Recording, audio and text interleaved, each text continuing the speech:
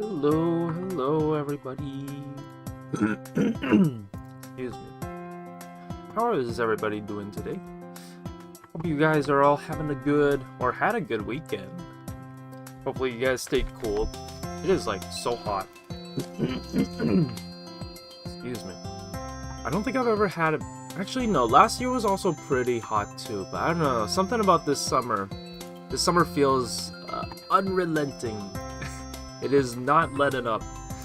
I think like we're supposed to have it cool down, I think on Wednesday or Thursday, but I feel like the forecast keeps changing where it's like, nope, never mind, it's not going down, it's still hot, and I'm like, no. I think I saw a mailbox melt again. Man, if that is true, that's crazy. I know in like Europe, especially I hear France is like really hot, but yeah, here in Toronto also extremely hot. Tomorrow's supposed to be 46 degrees.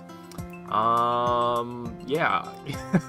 46 degrees Celsius, by the way. But yeah. Can I turn the music down? Oh, yeah. Give me a sec. There we go. I forgot to turn off the stream opening intro part. Whoops. Let's see. Sketched a bunch of faces today. Hey, nice. That's always nice. It's like a nice, good. Well, I don't know how you guys feel, but sometimes I heard some people like to wake up in the morning and just like do some face sketches as like a warm up to kind of put them in the mindset. But man, I feel like it's so tiring for me at least to do it. So yeah. But yeah, I guess, hello everybody. Oh, hello Guy. I feel like I haven't seen you in a while. I just realized it's you who mentioned the mailbox melting comment. But, yeah, good to see you again. Or, like, in the live streams. Or at least in the chat. I don't know if you kind of, like, lurk around and just kind of watch it in the background. But, nice to see a comment from you. I feel like I haven't heard from you in a while. But, yeah. And then Potato Person. Painting a sparkly pink slime for fun. Oh, that's always nice. Climate change anyways. Yeah, it's funny because like the winter this year was also like really cold. I guess it's just going both extremes. We're having extremely cold colds and then really hot hots. So yeah, but tomorrow I'm watching Toy Story, so at least I'll be indoors and it'll be nice. So yeah. No way, aren't mailboxes metal?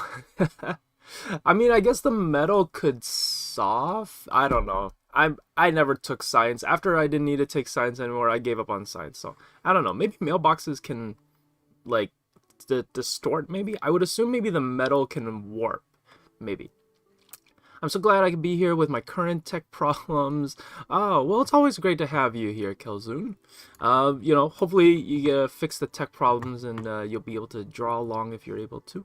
Finishing artwork I stayed up late doing. Hey, that's always a vibe, you know, staying up late and doing it. But, you know what?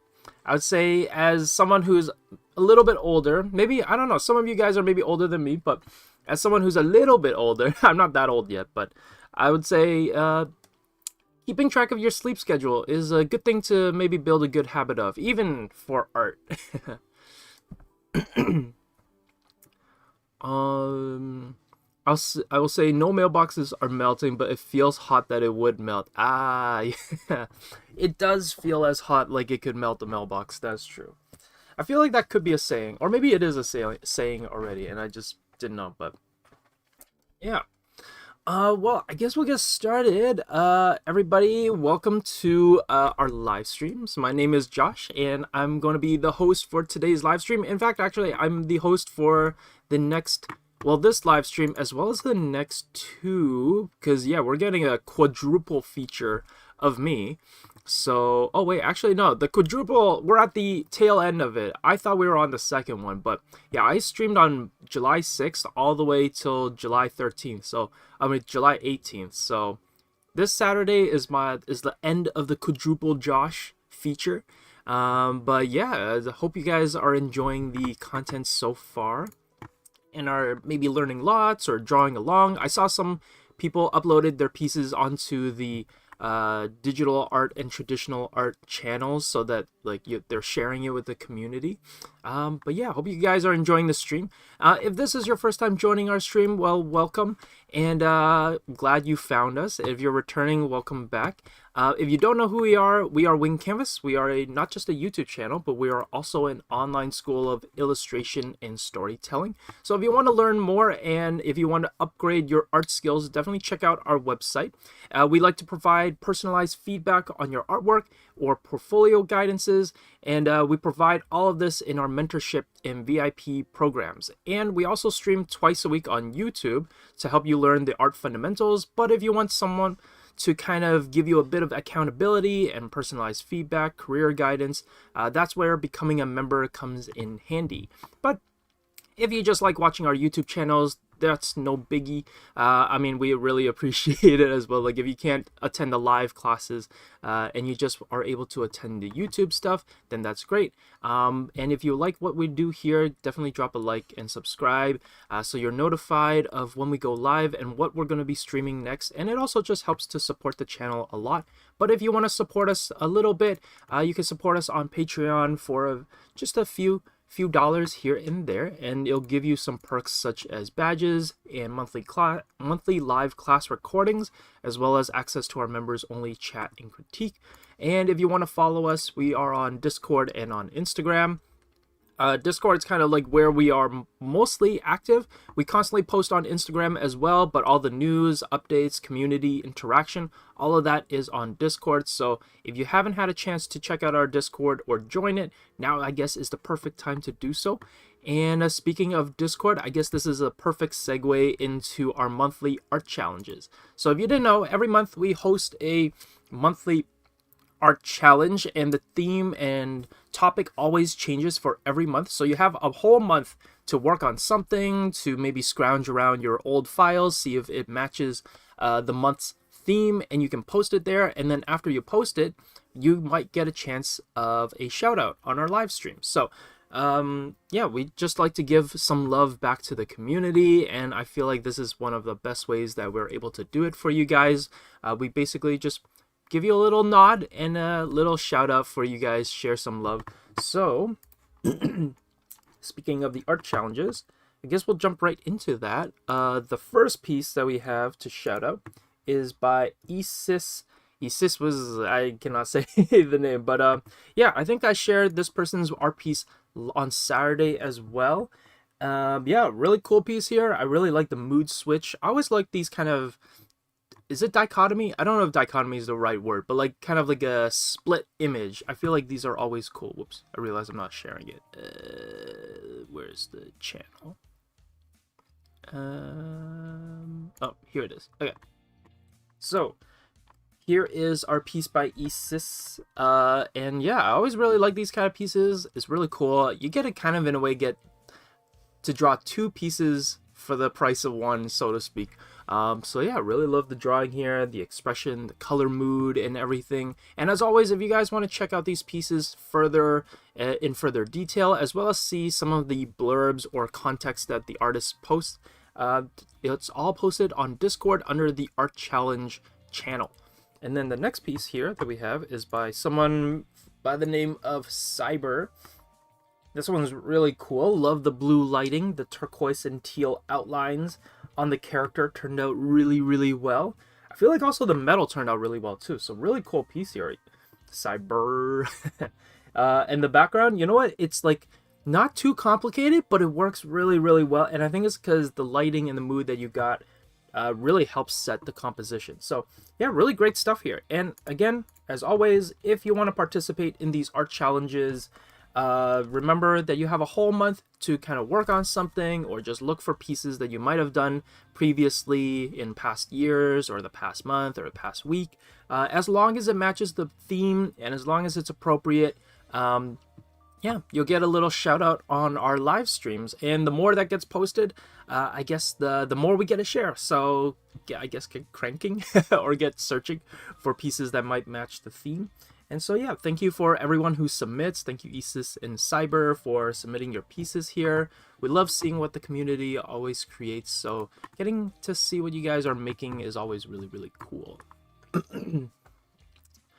I'm a Discord friend. Yeah. Just catching up on chat.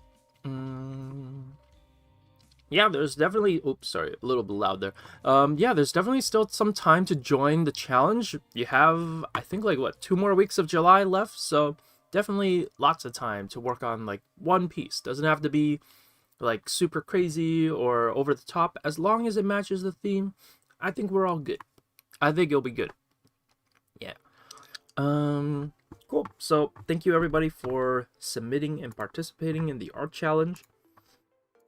Now going back to the art topic, if you guys did not know what we were doing today, we're going to be going over cell shading and soft rendering, and I guess the difference between the two, and as well as, excuse me, as well as how to approach it. So I'll show you guys roughly how I like to set up a cell shading, I guess, layer system, and then also how I approach soft rendering. And then after that little demo, we'll go into the topic for today in terms of like what we're actually going to draw. And if you guys didn't know, we put out a poll on Sunday asking you guys what you would like for me to draw. And I know it was a little vague, so I know some of you guys don't always read what I write out on the polls, but I kind of left it a little vague, like, hey, you know, here are the topics, but don't read too much into it. It'll be a little bit of a surprise as to what I'll be doing with these word prompts. So you guys all voted for skull, so we're gonna go for that, and I guess I'll tell you guys what we're gonna be doing in terms of like using these words. So I'm gonna take our 2 characters, or the 2 characters that I've kind of drawn on stream for the past, I guess, year or so, and it is, I'm gonna take Nils, and I'm gonna take our boxer girl, which I keep forgetting the name of, my bad. I didn't come up with the name, that's why I keep forgetting. I think Edie was supposed to be her like cyber alter ego, but the boxer girl, I forgot. We gave her a name, but I don't remember exactly what it was. Maybe it's like Evie, Edie and Evie, I don't know. But I'm gonna put them in kind of like a Halloween scenario. So we're gonna do a little bit of like a comic book drawing where it's just gonna be one panel, and I'm gonna draw by both my characters wearing a skull mask, and it's gonna be fun. And I'm gonna render one of them in cell shading and then the other one in a soft rendering, so it'll be a little bit tongue-in-cheek kind of a thing. If we have time, we could do a sunflower. Yeah, I feel like a sunflower costume would be kind of funny. Let's see, it's Britty. Yeah, we put Britty back in here. Let me see. Oh yeah, I voted for sunflower. Yeah, I don't know, I was like, oh, I feel like sunflower would be kind of cool. Dragon fruit would have been kind of cool too, but I feel like skull, I feel like it's hard to beat skull, because when you see the word skull, it's like, I gotta do skull. So yeah, we're gonna save this for later, and we're gonna run through and walk through what is cell shading and what is soft rendering, in case there are some people who have never heard of these terms before or don't know what this refers to. Cell shading is kind of like a very simplified version of rendering. Actually, maybe before we dive into cell shading, we'll do a little intro of soft rendering, because I feel like maybe it might be easier to understand what cell shading is if you know what normal rendering is. So normal rendering or soft rendering is kind of like what we did here with Britty, our little Quetzalcoatlus kind of bird here, dinosaur stuffed animal for our Toy Story stream. And it's basically kind of rendering something in a very soft lighting, soft rendering, basically in a more realistic way, where there's gradations and blending, and there's kind of like nice, soft, gradual transitions from shadows to light. Now, cell shading takes that principle and kind of simplifies it into just 2 to 3 or even 5 different values, whereas soft shading does a whole range, so you kind of get that gradual feel. Actually, maybe I'll just swap these around. So there's a little bit of I can just show these 2 side by side.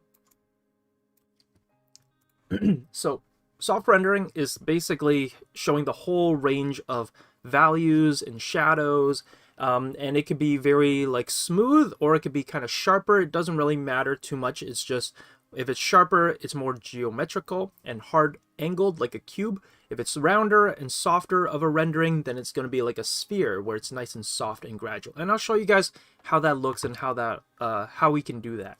Cell shading takes that and kind of simplifies it so that instead of having 10 values to work with to create a nice soft gradual gradation, we get just like 2 to 5 values. So the transitions between shadows are sharper. So you can kind of see here, this is considered a little bit of a cell shading, because if you look at like the bottom of the tunic, for example, we have a light, we have a midtone, and then we have a shadow. And there's no gradation or transition from one value to the next. It just goes from one value to the next in a very sudden change. So this is cell shading. It's a really cool style because one is very simple, it's very straightforward, but it still captures the dimensions and the volume of whatever character or scenario that you're drawing.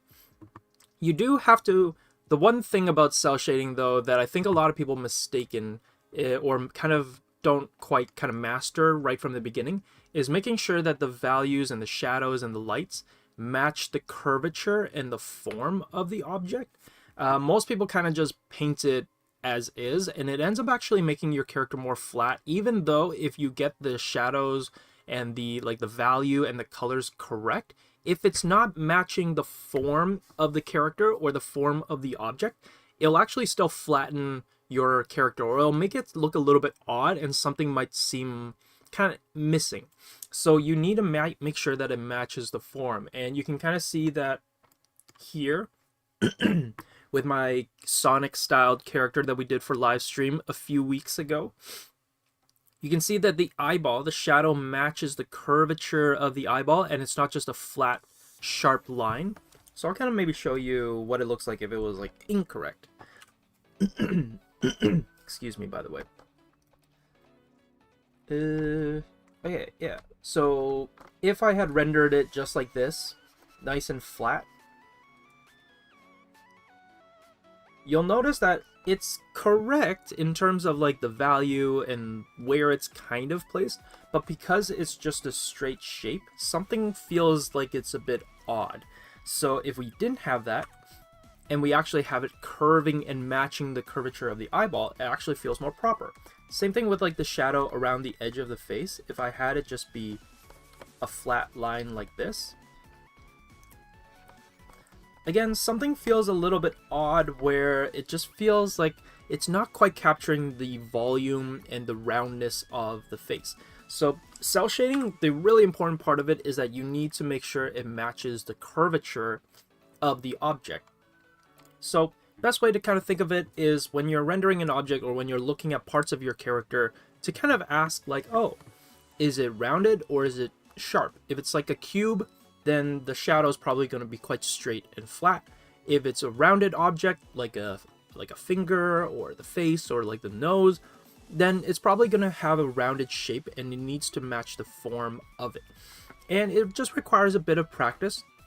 And it might feel a little bit odd at first, but practice makes perfect. So practice cell shading a little bit, kind of try out like how to match the form, and you'll get better and better as time goes on. So yeah, that's kind of like the difference.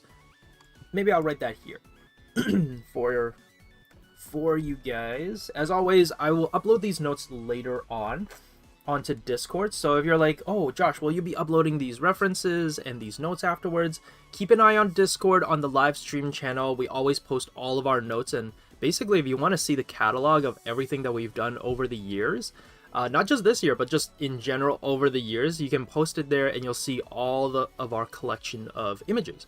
If you don't want to scroll through it, you can always check us out on Instagram, where we also post all the final pieces. But if you want the notes are usually only posted on Discord.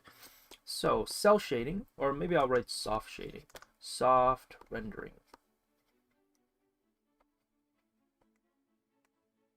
Rendering.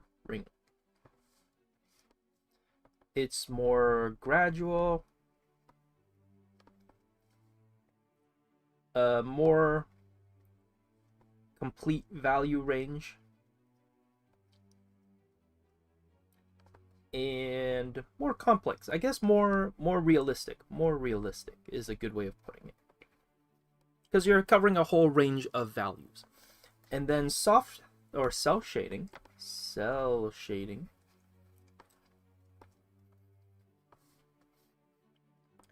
usually covers, now I'm gonna say 2 to 5, depending on your style and how complex or how how complex you want your drawing to be. You can have more, definitely, but a good place to start is like 2, light and dark, and that's all you need. If you want to add a little bit more complexity, you add the mid-tone, so you have light, mid-tone, and dark. The 4 and 5th kind of value that you decide to add afterwards, that's totally up to you, and it'll just make your drawing a little bit more complex. But a good place to start is always just 2 to 3 values. 2 to 5 values. And I'll write it here for what you'll need. You'll probably just need a light, your mid-tone, your shadows. These are your core lights that you'll probably need. Any extra ones, these are gonna be like your deep shadows. I know, wow, deep shadows. And your highlights.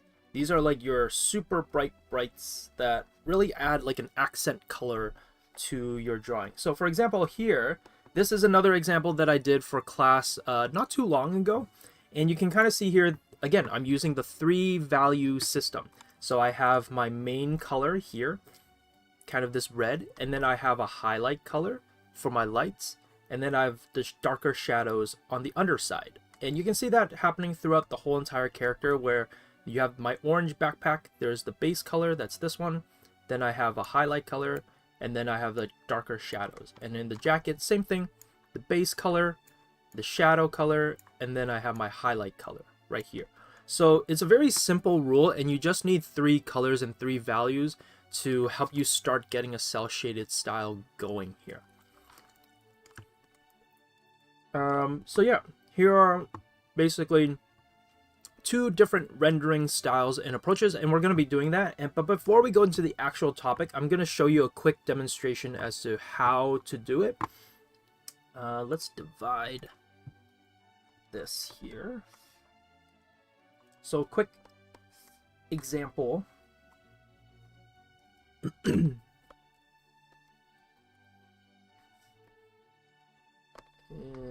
Example of how to do this. And I love doing this example with like circles and squares. So, or I like to start off with circles first anyway. So we'll start off with a circle.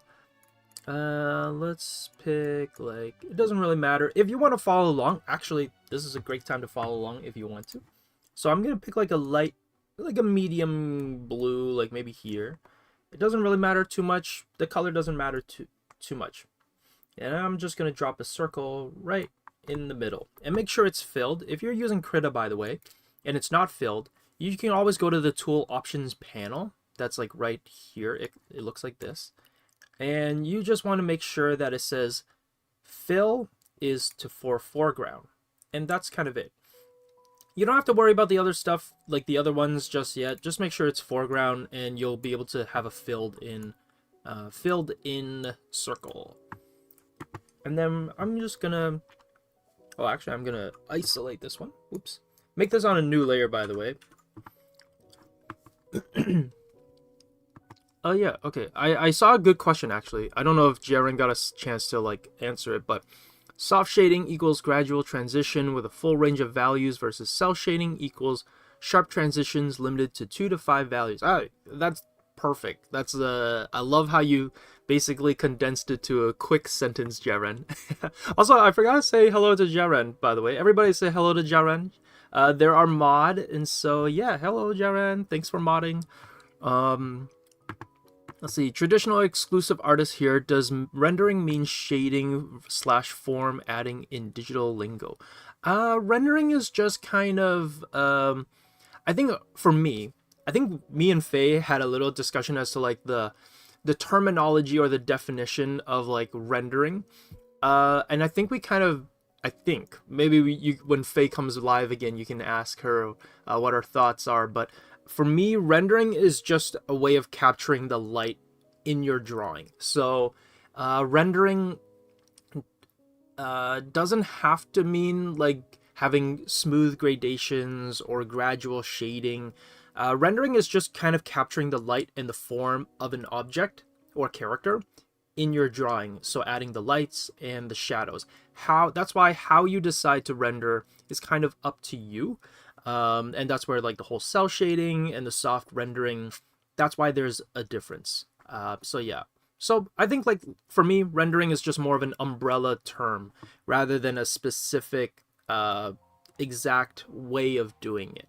So shading can also be a form of rendering. Shading is kind of what we think of when we think of like pencil shading, where we add in the lights and the shadows and the midtones with our pencil. And so you're shading and you're basically rendering like a sphere with pencil through shading. Hopefully that makes some sense.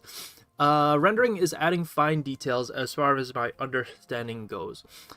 Yeah, part of rendering is also adding like fine details and the textures as well, but I think like I like to use rendering as an umbrella term. So maybe that will be a good clarification down the road as well.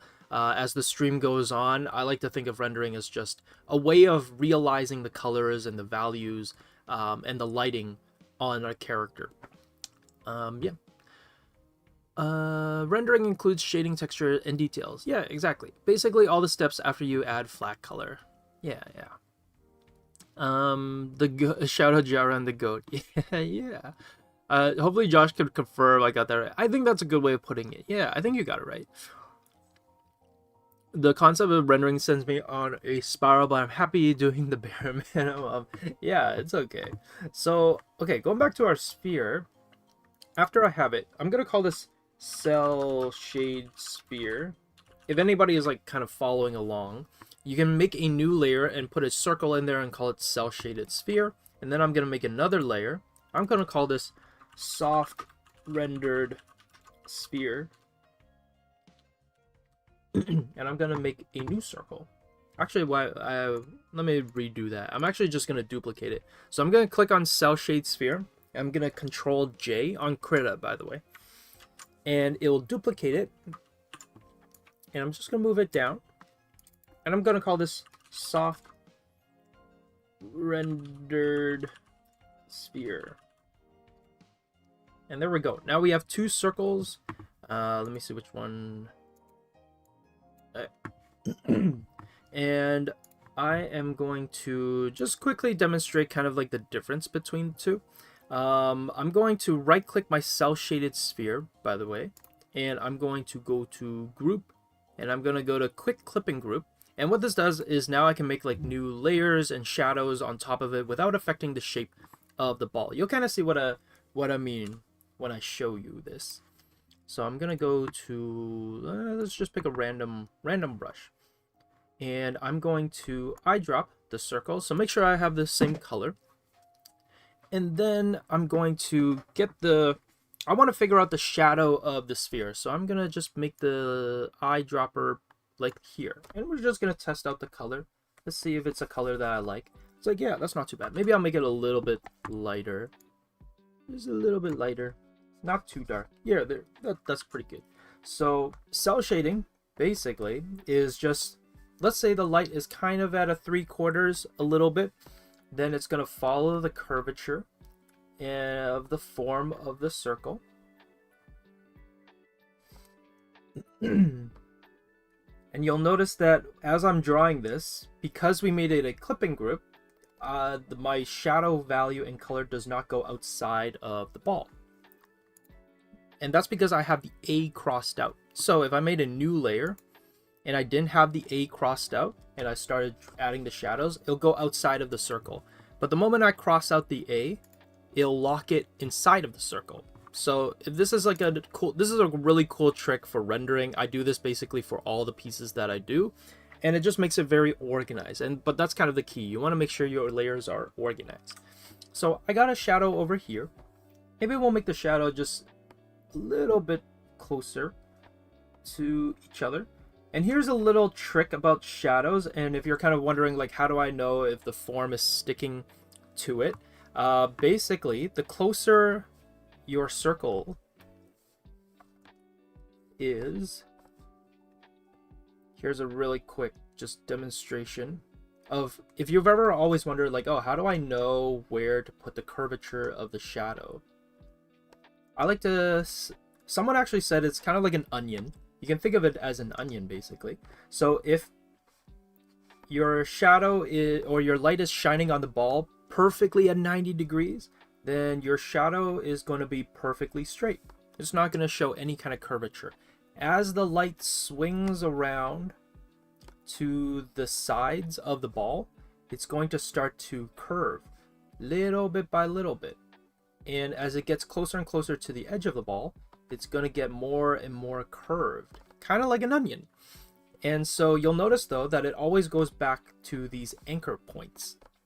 So, so this is just a really good tip to keep in mind when you're doing like shadows, that it stays inside of the ball, and then it also makes sure that it feels correct.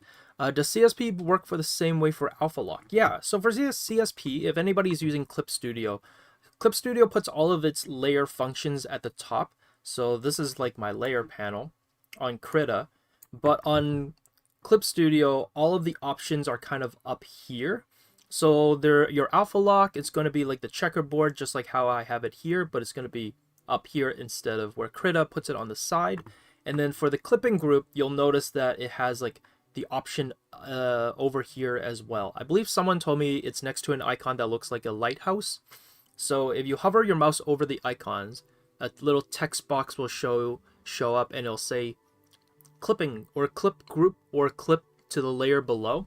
And it does the exact same thing that I did here. You can make a ball, like a circle, make a new layer above the ball, and then on the new layer that you made, click the icon that says clip to layer below, and it'll do everything that I'm doing here in my clipping group.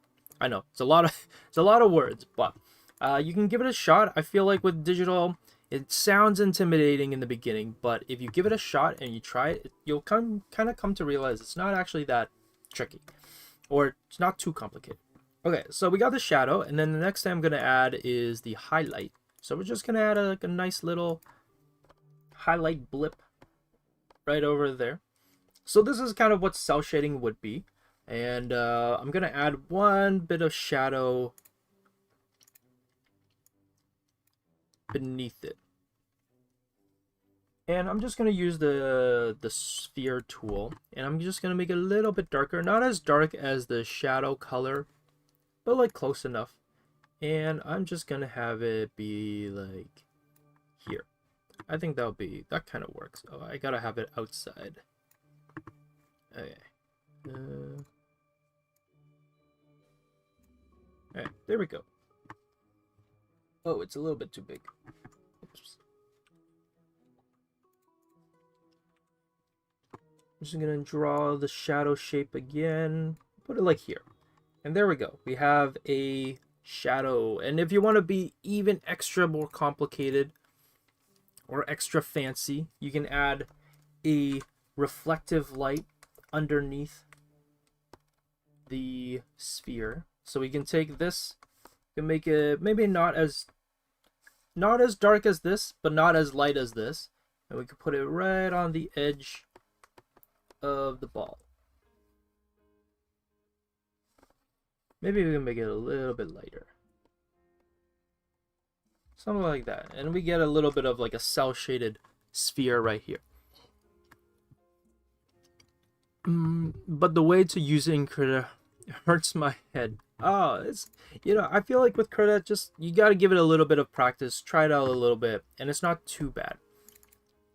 Okay, I'm just gonna group this together and call it cell shaded ball. Oh, did I group the wrong thing? Oh, I grouped the wrong thing. Oh, I have so many groups now. Oh, I put it all under reference. Ah, okay, I did not want it under reference. Okay. Let me see. Cell shaded ball. Oh. Where'd the other cell shaded ball go? My bad. Give me a sec, guys. Need to organize my layers. Oh, did it? Wait. Where is this ball? Where'd it go? Oh, is it under... Oh, it's under reference. Okay. Sorry. I'm not used to my layers being, like, really tiny, like my panel. I'm gonna maybe put it here so I can see it a little bit better. Okay. So I have my reference, my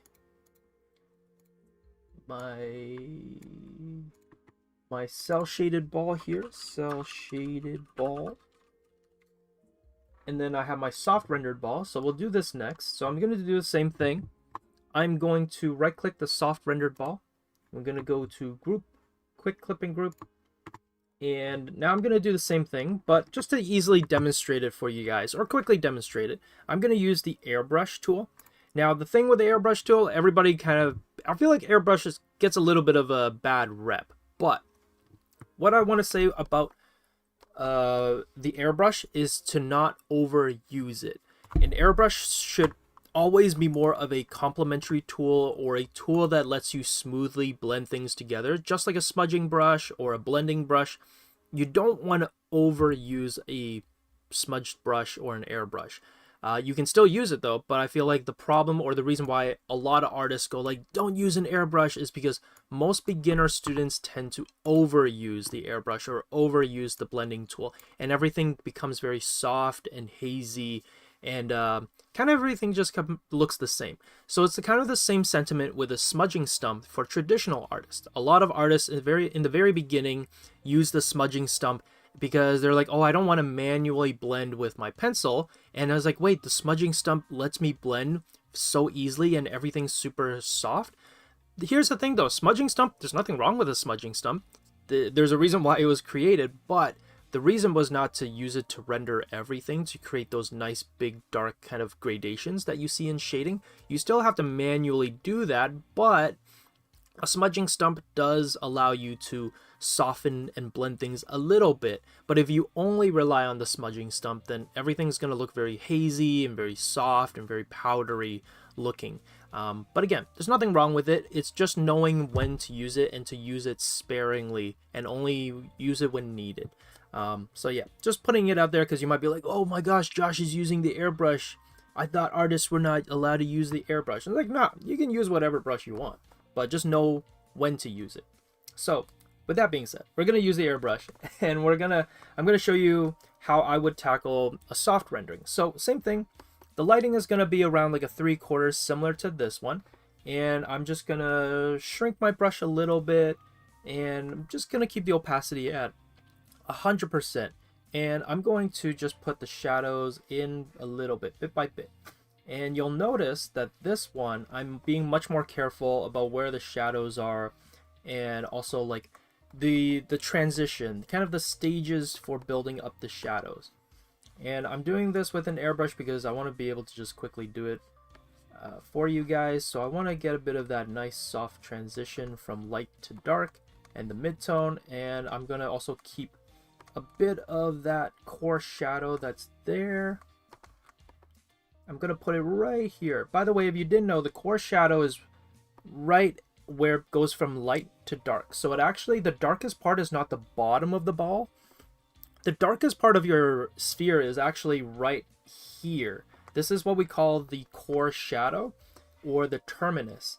And the terminus is basically the cutoff point, or the cutoff plane from shadow and light. So we can make it a little bit darker too, if we want to be a little spicy with the lighting. So you can see that I'm being a little bit more delicate and careful with like where the shadows are placed and the softness of it and all that. So this is where we get a soft rendering. So everything is a lot more smoother, a lot softer. And then we can now go in and also add a bit of the... Actually, I'm just going to keep it all in the same layer. Can add a bit of that like little highlight blip.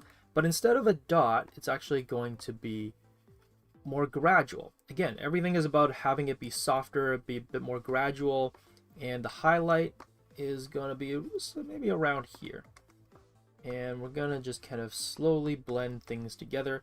This is why I like to keep the brush fairly large, and I'm pressing not that hard. So if anybody is doing digital and they're like, oh, I want to try out rendering a sphere, my goal is to my recommendation is to actually not make your brush too small. Keep it fairly large.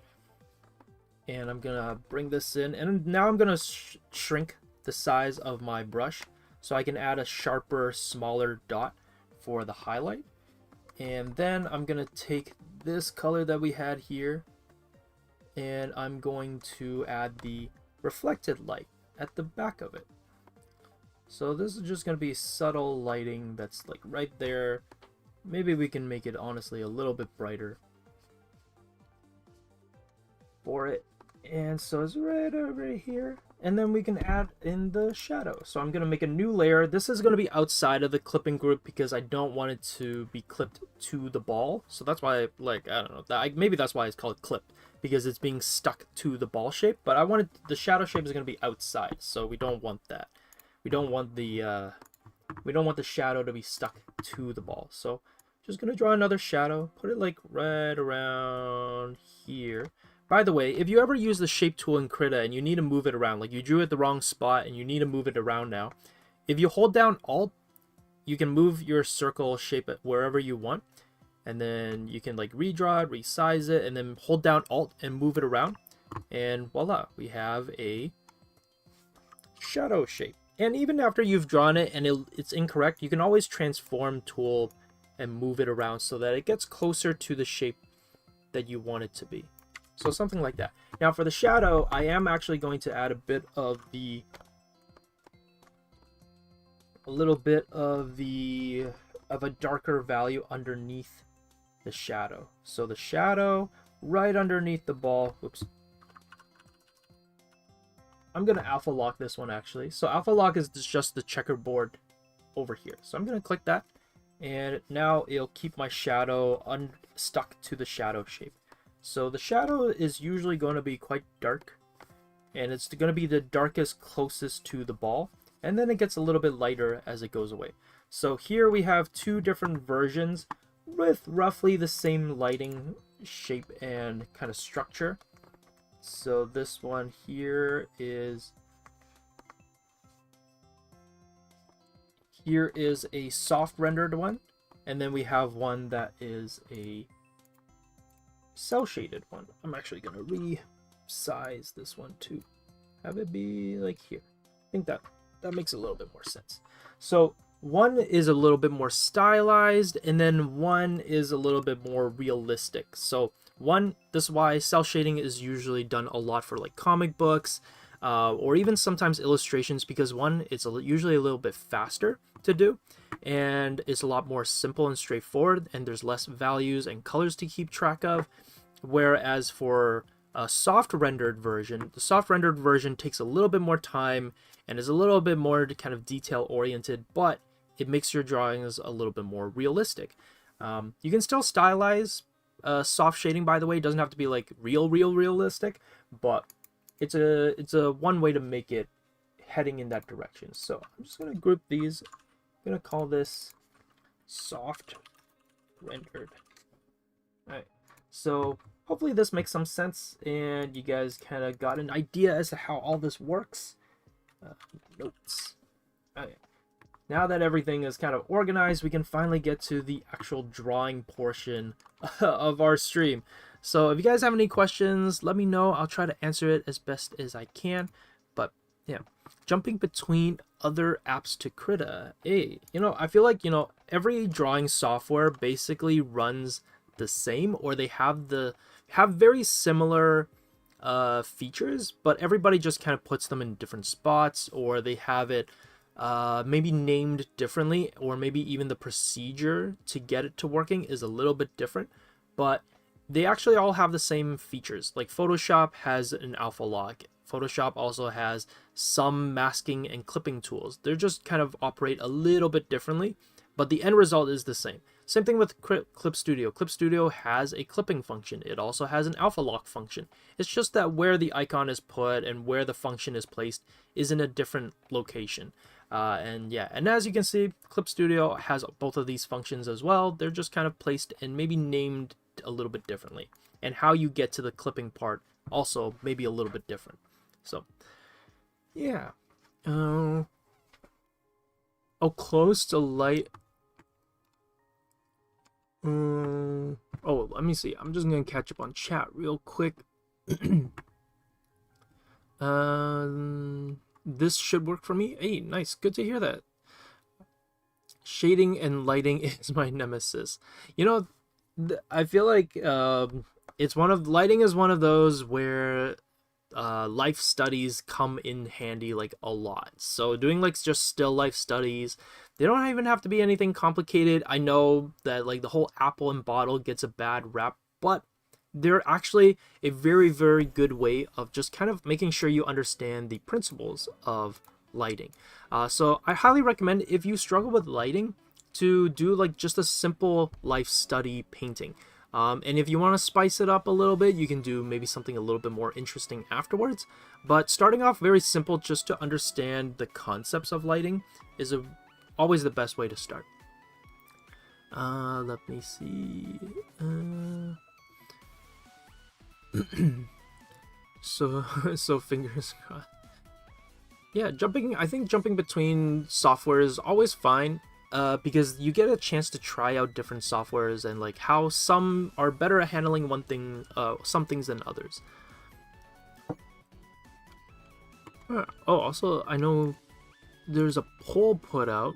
Let me see, which shading do you prefer using? Oh, it looks pretty...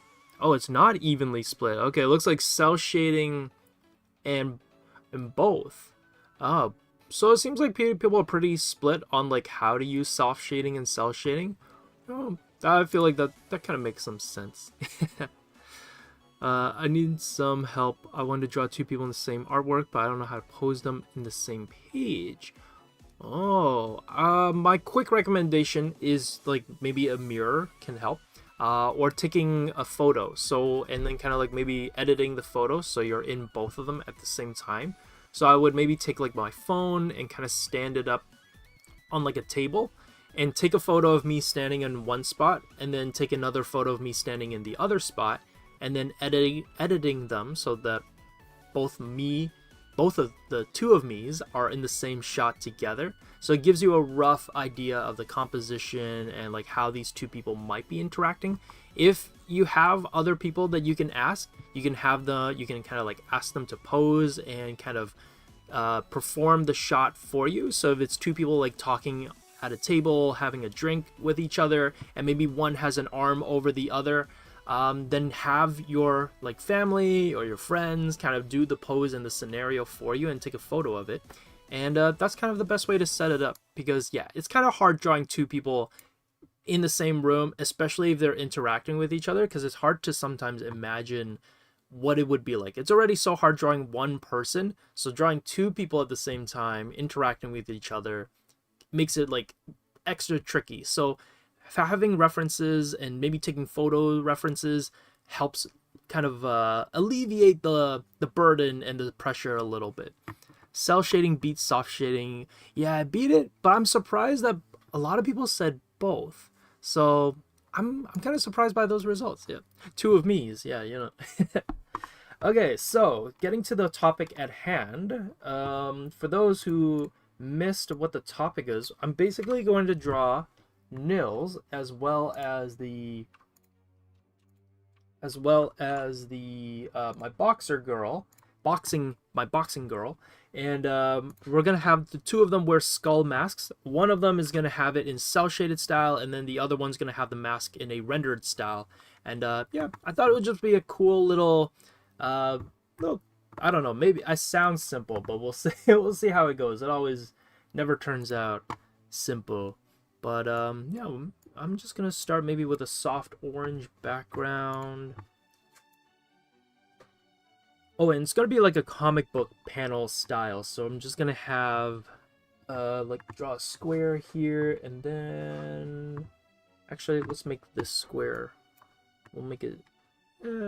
Well, I guess we wouldn't be able to tell because we're using a gray background. So maybe I'll make the background not white. Let me just save it real quick.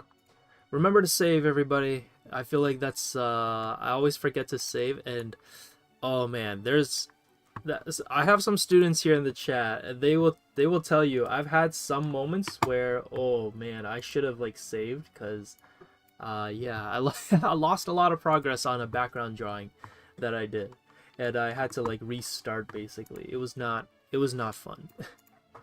Okay, so we're gonna have this one. Oh, you know what? I'm just gonna clean up the edge. Okay, and then I'm just gonna draw let's just kind of draw everything inside of here. Quick clipping group, and then I'm just gonna draw another orange square inside of it. And I'm gonna just move it around a little bit. Yeah, somewhere around here. I kind of want to create a comic book panel. If anybody's kind of like, what are you doing, Josh? So, something like that. Close enough. Maybe make it a little bit bigger. Okay. There we go. And now I'm just going to draw inside of it. So, we go. Some unfortunate losses. Yeah, me, myself, and I. The best kind of composition. I use both cell shading to get the rough idea and then refine it in soft shading. Oh, yeah, that's a perfect way of doing it. I would say that's basically block painting. Cell shading kind of is a form of block painting, but more refined and finished looking. Use this Samsung tablet. Oh, wow. Dang. Portable. Anybody who draws on the phone, it always blows my mind. Then use the smudge tool to turn it into soft shade. Oh, you know, maybe we could try that out. Using the cell shading and then like smudge tooling it to get that look. You almost lost Britty. Oh yeah, that's true. I did almost lose Britty. Some unfortunate. Yeah, I had this whole background drawing and then I drew the whole thing and then I forgot to save it. I'm not gonna go into like what it was. It was basically I like messed up and like didn't keep track of things and basically decided to not. I didn't save the file itself, but I just saved the image. But I had unfortunately made everything blue. So I had the line drawing and the whole entire fill inside of the lines was blue. And then now I'm like, oh shoot, I don't want it to be blue, but I only have the JPEG left. I don't have the file. So yeah, I'm still in the process of fixing it in a way. Sad Britty lore, I was not there. Yeah, someone tested out for me. I need to know. Phone artists are beasts, and I remember that. Yeah, phone artists is I had a student years ago. I think my first year at Wing Canvas, a student was animating on their phone on like Procreate, I think, because they had an iPhone, and I was just like, what? How? how are you animating? How is that like comfortable, or how is that like even like?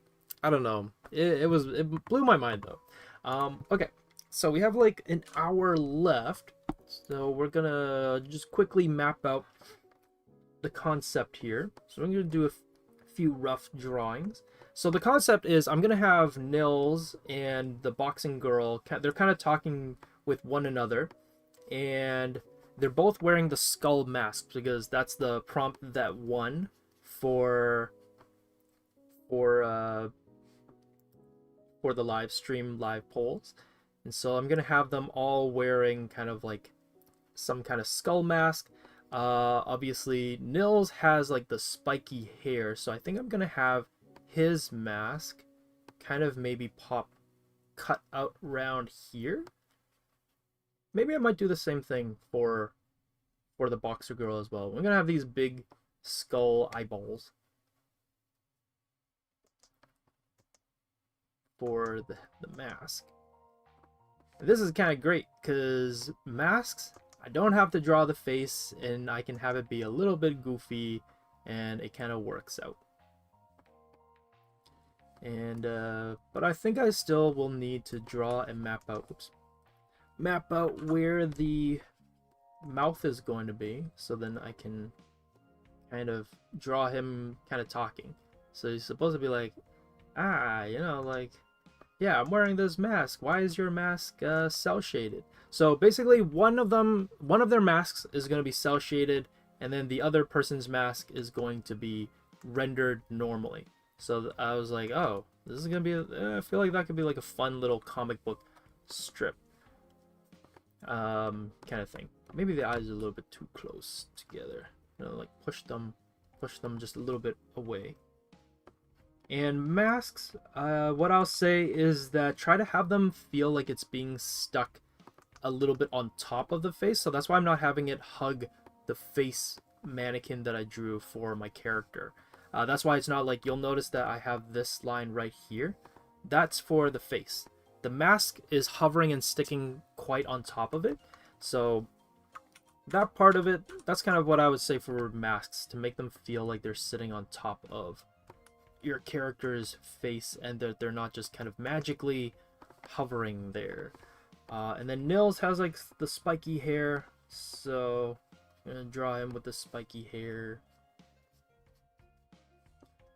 And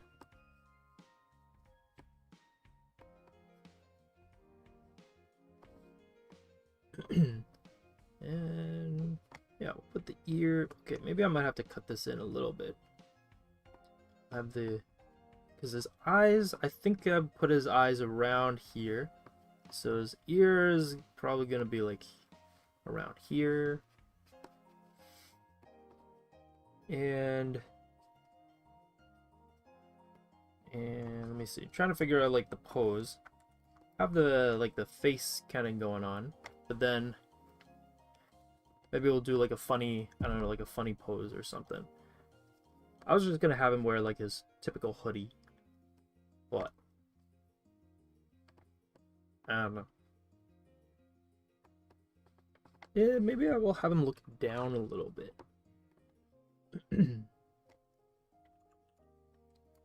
Whoops. I wanted to grab this thing. Yeah, I think maybe she's gonna be making fun of him. They're like, why does your mask look like that? Why are you rendered in cell shading? And then he's gonna look down on his own like outfit and be like, what do you mean? This is the outfit. And it's, I'm gonna have it be a little bit breaking the fourth wall a little bit by having it having my characters kind of reference the artist and be like, what, the Josh drew me in cell shading kind of thing. I don't know how well this will turn out, but I feel like it'll be kind of a little fun little idea. Maybe I might have to make him drawing smaller so I can fit the hands in.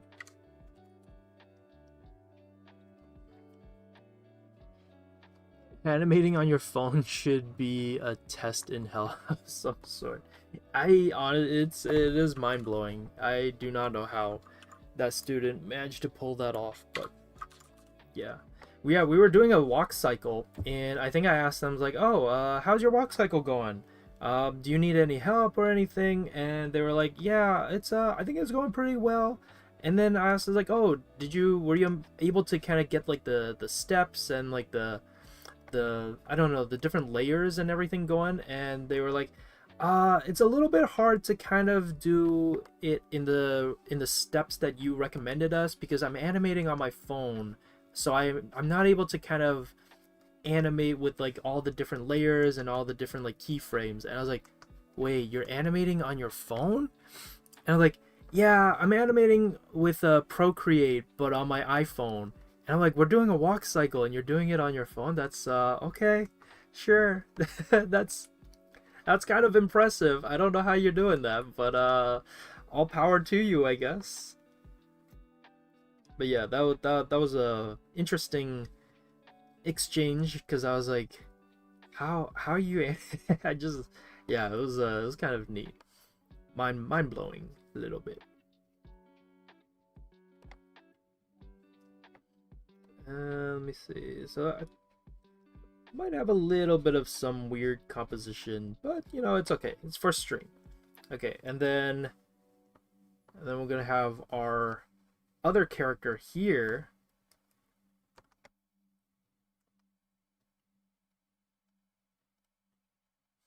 I have my other character on the other side, and she's going to be like, why is your outfit like, why is your outfit a why are you rendered in Why you rendered in like a different art style kind of thing. I think it'll be kind of just make a fun little exchange between the two of them because I've kind of drawn them together already on like the same stream one time. So I feel like it'll be kind of fun if I have them both uh, still exchanging. And I always love it when drawings they add like a little bit of expressions on the masks, even though it's like, okay, these masks are supposed to be like hard forms. They're not supposed to be able to like move and change. But I think it's always fun when you see that on drawings, I feel like. So like this one is gonna be like a raised eyebrow, and then this one is kind of like, why are you rendered differently?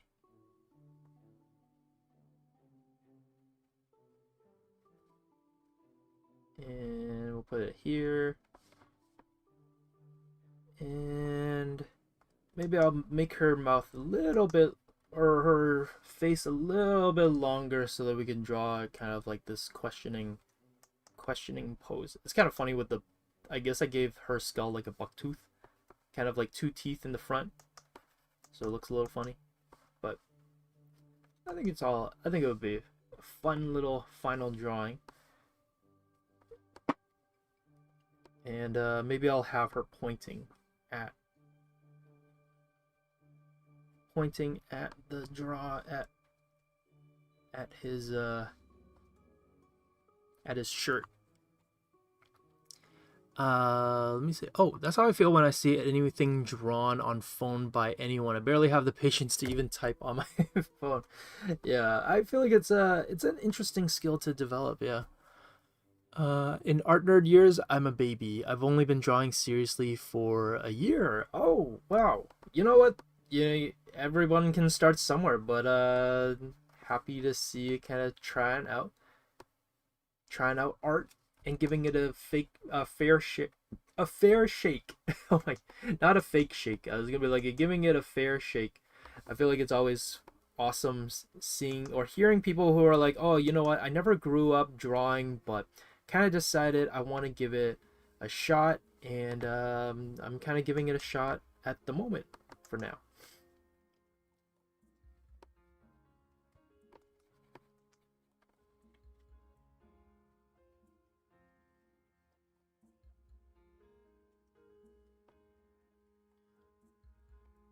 I feel like this is gonna end up looking like the cat meme, where there's that lady who's pointing at the cat, or maybe it's the Pokemon girl meme. I don't know if you guys will know what I'm talking about, but there there's that I feel like it hasn't been used in a while, but it's that meme of that girl in like the purple shirt and she's like sticking her hand out, like what is this? But we'll go for the cat. We'll go with the finger pointing kind of hand pose.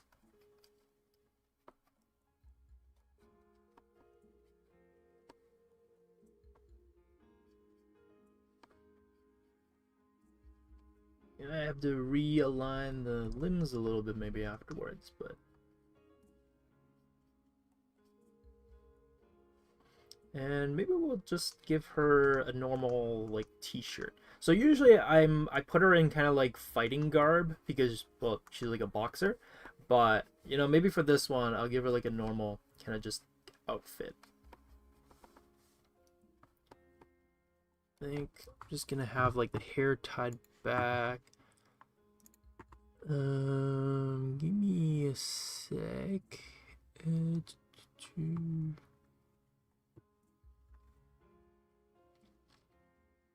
Is it weird? Sometimes I need to find reference sheets for my own characters. They'll be like, how did I draw you guys beforehand? So I'm trying to look for like how I drew the last one that I drew of her. I'm like, how did I draw her hairstyle? Okay, so she had a bit of like a spiky hair. It's like, wait, Josh doesn't remember how he draws his characters. Sometimes like, yeah, I don't remember all the like how I draw my characters all the time. It happens. They're my characters, but then I don't remember how they look sometimes. I was like, how do you look? How did I draw you last time? We'll have a little bit of fun with her hair since it's like Halloween or something. I was like, oh, okay, here's the hair, and then the ponytail up, like had it higher.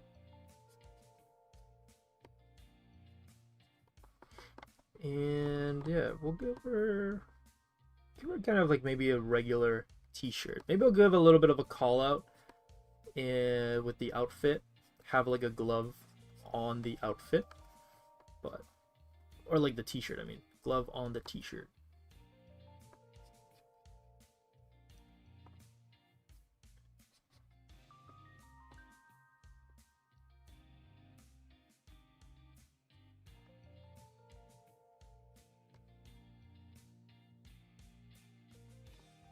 And here. And then I guess this is the space for the bubble. Okay, so this is the rough composition. Kind of just coming up with a very rough idea for what to have.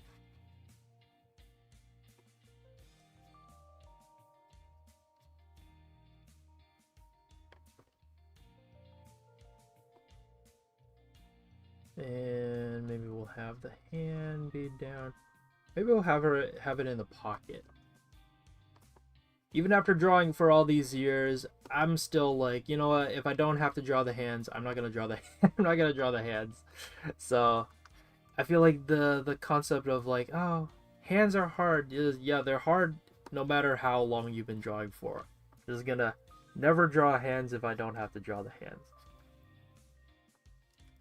Okay, I think this is pretty good.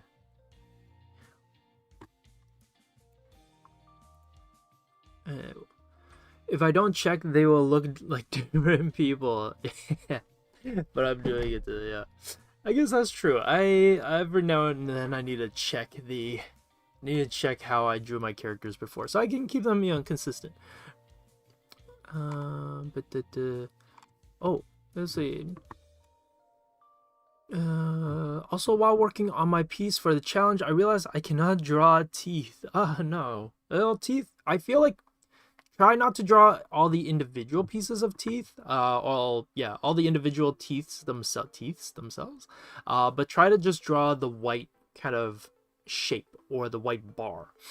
But yeah, simple loops so it won't take me forever. Yeah, loops are great. I feel like a simple loop is a great way to test out your drawing and animation skills.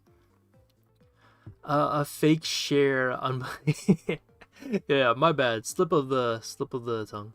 I'm trying for it for in-person classes where I'm at. Oh, nice. Yeah, in-person classes are great. It's always nice to get a nice community and a encouraging one. Tell me motion to get better too. Oh, art fight. You know, I've still never participated in art fight, but I hear a lot about it. Yeah, good luck on your drawing journey. I feel like it's always a fun one, but you're gonna have some like hurdles here and there, but stick with it, and hopefully you get to create some like amazing things. Really makes a difference. I found a lot of amazing communities since I've gotten serious with art. Yeah, I also think like finding a good art community can be make a huge difference in your learning kind of, I guess, journey as well.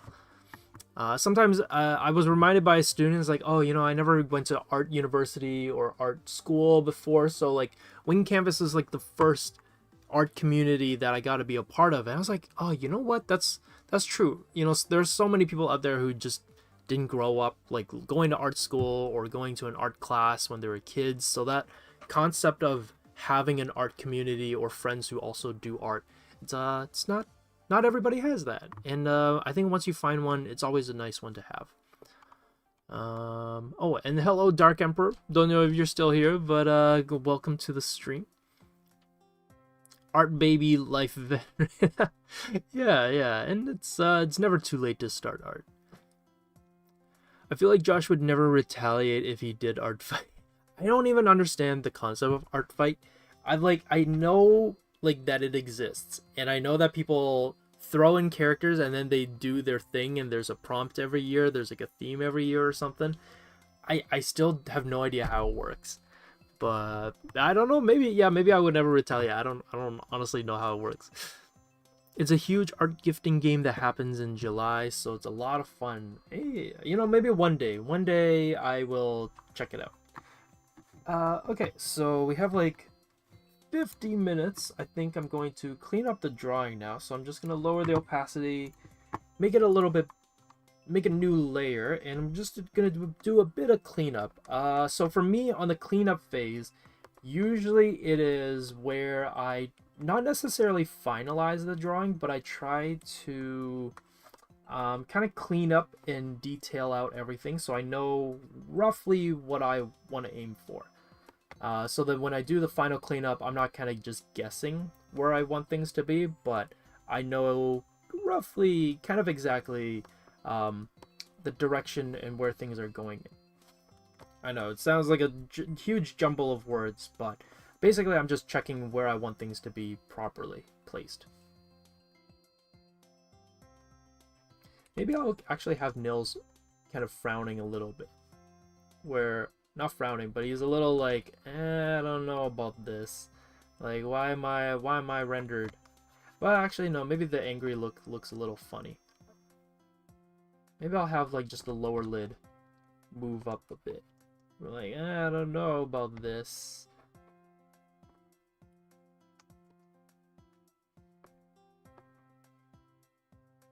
I feel like I'm trying to channel my inner Calvin and Hobbes comic book inspiration. I don't usually really make my own comics, but I feel like if I had to get a source of inspiration, probably would be Calvin and Hobbes. Also, Calvin and Hobbes is such an old series. I don't know if you guys, some of you guys who are maybe on the bit younger side will know what Calvin and Hobbes is, but if you don't know what it is, I highly recommend you check out Calvin and Hobbes.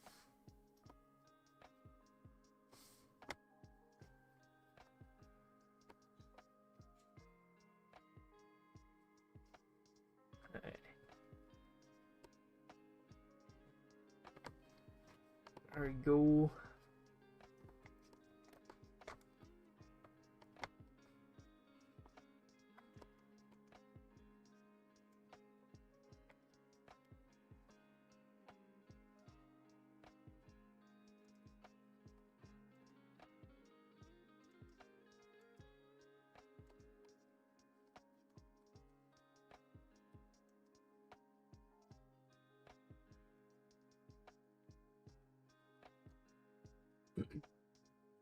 Josh is an art lover, not a fighter yet. Maybe, yeah, maybe. I guess that's a fun way of putting it. Not found any real art nerds in the real life yet. Yeah, I feel like it's hard, you know. But you know what's funny? I've started to notice. I was kind of like walking around Distillery District downtown in Toronto for a little bit, and it looked like it was like a high schooler. She was just kind of out there, sitting on the table, outside, out in the public where everybody could see her, and she was doing a watercolor painting and study of one of the buildings in Distillery District. And I was like, wow, you are a brave soul. I still cannot draw in person. And seeing her do a watercolor painting in real life outside, I was like, you know, you are brave. You are a brave girl. I commend you for for doing that. Brave soul indeed, yeah. Should I try coloring or should continue my sketching life? Life is confusing. Or sketching life is confusing. It kind of really depends on you. If you really enjoy drawing and sketching, I would say stick to sketching. I would say that I really only was more of a line artist and I only really stuck to line drawing for most of my art drawing career. I didn't really dabble too much into coloring and rendering until maybe the last year or so. That doesn't mean, I've always feel like this is a misunderstanding, which is like, oh, does that mean, Josh, you like never painted or you couldn't color or render? It's like, no, I could render and color, but my focus was always mostly on sketching. And then it was only until recently where I had this like sudden interest of like, oh, you know what? I want to really test myself and push myself to render. And so, you know, I would always say just do kind of what you feel comfortable, but when that itch comes, or when that like sense of pushing yourself and improving comes along, and it just so happens to be pushing yourself through coloring, then I would say, like, you know, dabble in a little bit. But I would say it's always a good idea to keep up those technical skills of both drawing and painting. But for your personal stuff, just stick to what you like, and then over time you'll develop an interest in trying out different approaches, different styles, different rendering approaches, and then you'll naturally, I think, just kind of explore those different rendering approaches. Yeah. But Josh proves he's older than me. Wait, what did I say? Oh, Calvin and Hobbes. It is kind of old. I did manage to catch some Archie comics. Hey, okay. Hey, yeah, I think we were just talking about like Archie comics and how hard it is to find it. I feel like you can still find them in the grocery stores, but I know that, like, I feel like those old comics, it's a little bit harder to find, like, properly. Tiger looks real familiar. Wait, Jaren, have you never... Wait, Jaren, you don't know what Calvin and Hobbes is? Wow. Okay, that blows my mind. I go check it out. Anybody who's not read Calvin and Hobbes, I highly recommend checking out Calvin and Hobbes. It's a classic. I read it when I was a kid, when I had like not daycare, but like summer camp in school when I was in like elementary school, and the school would just have Calvin and Hobbes comic collections on like the book stands, and I would read them because I don't know, it just caught my interest the most when I was a kid. So I always read those during like summer camps and like before camp officially started, because my mom would drop me off like earlier. And I would be like, oh, I have to kill time before camp officially started and before all my friends arrived. And I'd be like, oh, you know, I'll just read some books. And Calvin and Hobbes was always the one that I gravitated towards when I was a kid. I used to really like Calvin and Hobbes. Used to. Still always love Calvin and Hobbes. Do spam the whiteboard at work. Oh, that's awesome. Yeah. Imagine watercolor in front of people. I know, right? I can't even imagine watercolor of all things. Like a sketch, pencil sketch, that makes sense. Watercolor is bold. Yeah, watercolor is great. You know, like a travel kit is actually a really fun way of diving into watercolor, because it's actually, I don't know what it is, but with a watercolor travel kit, I feel like I watercolor better, or I paint better with a travel kit than a proper watercolor at home. But yeah, I don't know, it's weird. Procreate has some awesome watercolor brushes. Oh, that's cool. I didn't even know that. In Arabic, I have fond memories of those as well. Oh, that's cool. I feel like comic books in different languages is also, or looking at different countries and their different comics is so fascinating. Sorry, Josh, I'm too young and hip for Calvin and Hobbes. No, you gotta get some now. I feel like it's so cheap to get a collection of Calvin and Hobbes. Like newspaper cartoons and good times. Yeah. Archie Comics was great, and they did that Josie Pussycat crossovers. Yeah, you know, comic books are fun. I feel like it would be great if people are able to like kind of dive back into comic books.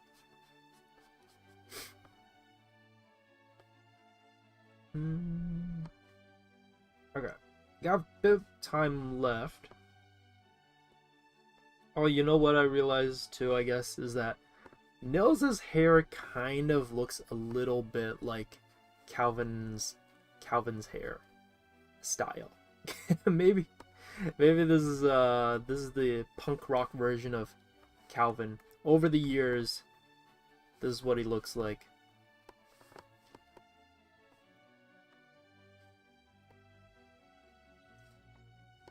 It's okay, Jaran, you're never too punk or too hip or too young. Not too punk. Too young and hip for a Calvin and Hobbes. Although, who knows? Maybe Jaran, you're the most punk. Jaran is ultra punk rock. Do I like the Gorillas? You know what? I tried to give them a listen. I don't know what it is. I just can't like super vibe with them. I like a few of their songs.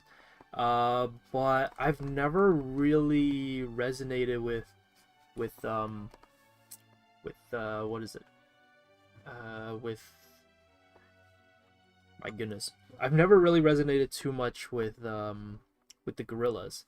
I know it's they're a famous band, but I don't know, just not. I just never their sound maybe it's just a little bit too is too strange.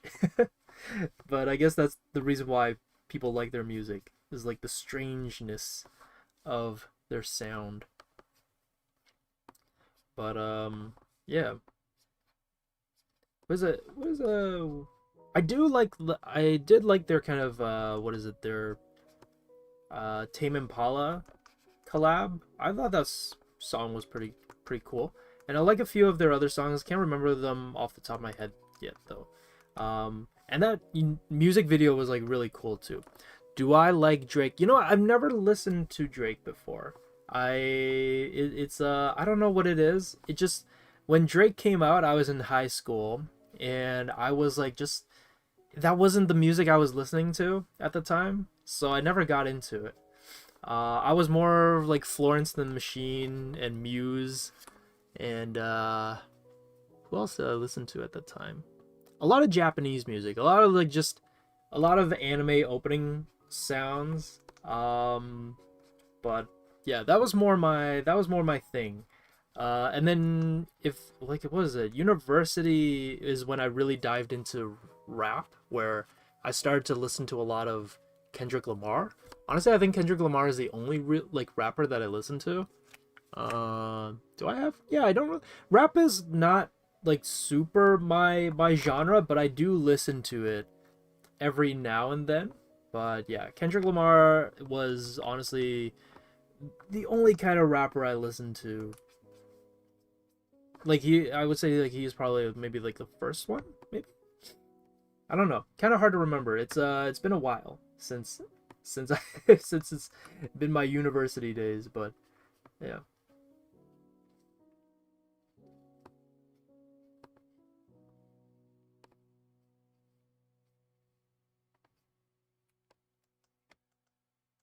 Florence and the Machine is fire. Yeah, I love Florence and the Machine. It's I don't know. I just love her. Love the vibe. And honestly, still to this day, the Florence and the Machine concert is still my favorite concert that I've been to. No concert has yet topped Florence and the Machine's, like, I don't know, just the way she ran the concert, the way the just like the whole thing flowed. I was just like, man, this is a vibe. I love this. This is so cool. And it's just like she ran into the crowd. Now I know a lot of artists do that, but I don't know. Maybe it's like because it was my first like concert ever. I think when she did that, I was like, whoa, this is awesome. And yeah, like who else did I watch? And then they ran into the crowd. Oh yeah, me and my friend, we went to a Lainey concert. I don't listen to Lainey, but she really wanted to listen to Lainey. And I was like, okay, fine, I'll come with you. So we went to listen to Lainey, and he also ran across the crowd. Honestly, got pretty wild, and also didn't realize Lainey has a huge Filipino base. And I was like, I'm pretty sure like 70% of the audience for the Lainey concert was like Filipinos, or it felt like it was like 70% of them were like Filipinos. And I was like, wow, okay. I was like, oh. This is kind of new, because usually when you go to a concert in Toronto, it's usually well mixed. I would say majority of it, maybe like half of the audience is usually like Caucasian maybe, and then everybody else is like a mix of like Asians, you know, like Chinese people, Indian people, you know, like a little bit of everybody. But at the Lainey concert, it was like almost like everybody was like Filipino. I was like, whoa, that was kind of neat. It was interesting. So it takes hours for one image. It kind of depends. Depends on what you're drawing. Sometimes I would say for me, if you want to kind of if I want to clock in like and kind of figure out like how long it takes me to draw something, it kind of depends. Well, one, I am talking to like everybody or talking while drawing, so usually that slows me down a little bit. Also, what else? I guess it's like because we're drawing some like two different people at the same time as well. I guess that also cut into a bit of time. We also did a little bit of like a demo in for like the what is it for the cell shading example. So I guess that cut into a bit of time. So I don't know. It kind of depends on what you're drawing or what I'm drawing. So for example, for me, it could be an hour, it could be a few hours, could be a few minutes. So I don't know. It kind of depends on the subject matter or what it is that I'm drawing. But yeah, everybody also draws a bit differently too. You have to listen to Crazy Frog. I am old enough. I'm old enough to know Crazy Frog. I don't know. Crazy Frog also maybe I don't know if it's my thing, but yeah. I don't know if Crazy Frog's my vibe. Drake used to be good back in like 2016 era. I don't know, maybe one day I'll listen to Drake. Oh my god, I can't believe I forgot. Okay, I do listen to Childish Gambino. Childish Gambino, is that considered rock? It's kind of, or rap. I mean, it's like rap R&B. So I do listen to that. Oh my gosh, the little like small short funny story. One time, this was like in the early years when I first joined Wing Canvas, and I honestly I don't know how Discord works. So I was like, oh, I'll join a Discord chat, hang out with the audience members, and I had Childish Gambino playing in the background while we were all like drawing and hanging out. And then partway through, someone was like, does someone hear like music in the background? Like, I don't know what it is. I mean, I'm vibing with it, but like, is anybody else hearing music? It sounds like Childish Gambino. And then I'm like, wait, can you guys hear the music? And I'm like, oh yeah, I could hear it the moment you joined the chat, but I didn't want to say anything. And it was kind of a vibe anyways. I was like, oh my gosh. I was basically playing my music the whole time, and I didn't know, because I didn't know that like on default on Discord, if you're listening to music and then you hop into a call, all your audio is playing. So I had to like learn how to shut off, like not broadcast my music when you join a room. I was like, oh whoops, my bad. Listen to Daughter. I don't know if anyone else is a fan of. That's a cool name, Daughter. I like that. Maybe I'll check them out. By the way, I came a little late, sorry. Did you already explain cell shading, soft shading? If so, I'll watch the replay. Yeah, we went through a little bit of it in the beginning, Chasm. So yeah, you can for sure catch the recording for the example part. Yeah. Basically, Josh like punk rock. I don't listen to punk. I don't think I listen to anybody that's punk. I think it's just that I never grew up listening to punk, so it was never really my thing. But like alt rock and rock, that is my genre. So, but punk rock maybe is cranks it up a little bit too far for me. I haven't heard Daughter, but I do like some Mother songs. Oh, that sounds like a cool band name too. Great drawing takes time. I love Daughter drawing, you don't understand. Most of my other drawings I just speed through. Speed is a good thing to practice too sometimes, every now and then. I wouldn't say to push too much, but yeah. I love Childish Gambino. I like his acting too. Everybody's been telling me to watch, what's that show that he had? Was it Atlanta? I think it's Atlanta. I watched like, I think 3 episodes and just, I don't know, it couldn't connect with it, but maybe I'll check it out another time. Do you like Daft Punk? Oh, yeah. Okay. I will say, I think one of my favorite albums, like ever, is the Random Access Memory from Daft Punk. That album goes so hard. I love that album. It's so good. Actually, if you guys ever see my room, not that I'm about to do a room reveal, but I actually have the album on my bookshelf as like a little Easter egg for class. Sometimes if the camera ever pans to my whole room, actually I have a whole shelf of just like comic books and like figurines and movies and art books, as well as like album Easter eggs as well. But yeah, one day we'll do like a room reveal, maybe on like a future stream. Since if you guys want a room reveal, we could do a little quick room reveal. But yeah, I have the album, the Random Access Memory album, just like stacked on my bookshelf, so it's like there, it's hidden there. But yeah.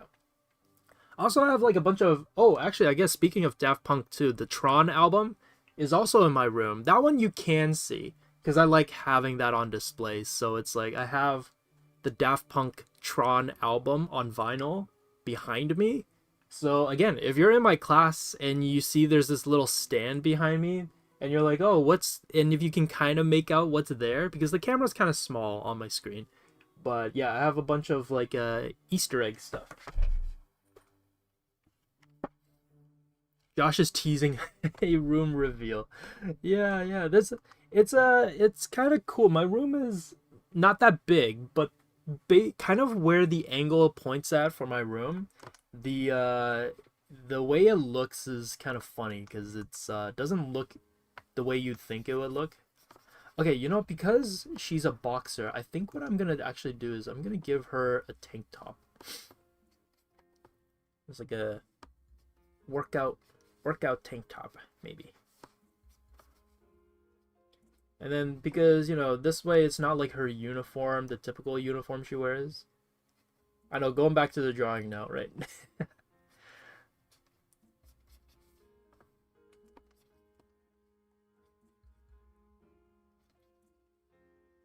I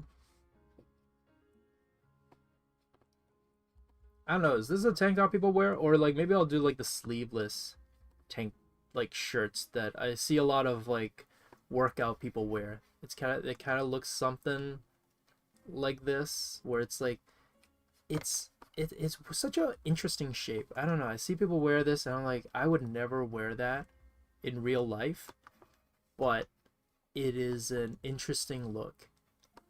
It is a vibe, but I don't know if I would ever wear something like this. But I see a lot of people who work out at the gym. Not that I go to the gym, but like when I see like reels or videos of people at the gym, they wear stuff like this, and I'm like, that is an interesting outfit. Like, why is that designed that way? I guess it's like kind of loose and airy, and they get to show off their arms, but it's not like too over the top. Maybe that might be why.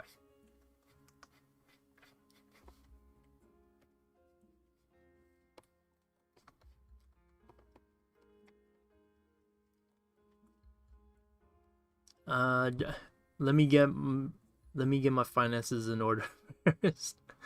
I would love to collect more comics if it wasn't so expensive. Yeah, it does.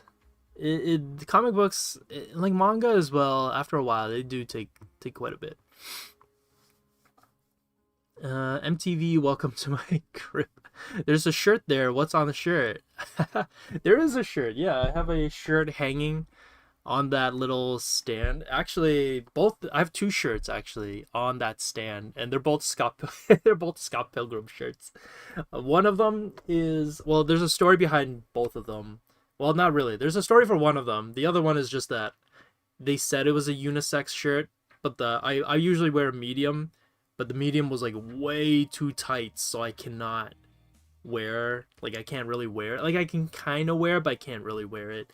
Unless I decide to like lose a little bit of my belly. Not that I like have like too much of a belly, but like it's enough where it's like if it's a little bit too tight, it's a little bit too tight.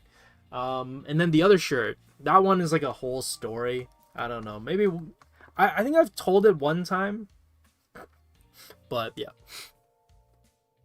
Belly men unite. I'm a little bit, but I'm not too much.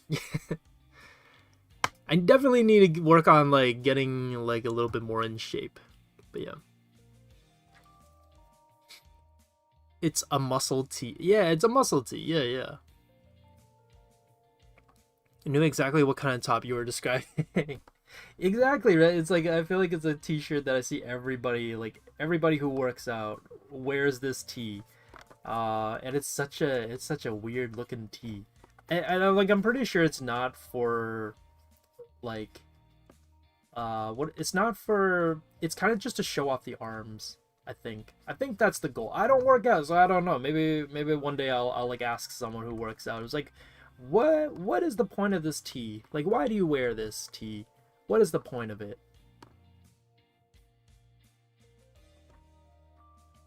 Let me see the hand.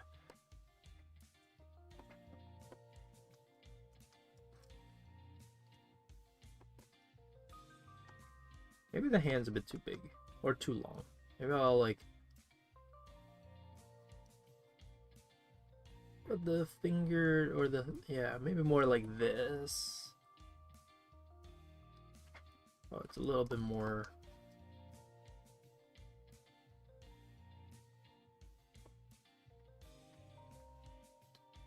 Kind of, I guess this is kind of why it sucks when you wear a black glove. So my drawing glove is black, so I can't really see where my fingers are, or like the other fingers are. I have a mirror in front of me, by the way, so it's like, I'm kind of like looking at my mirror while drawing and trying to figure out like how to position the thumb and everything.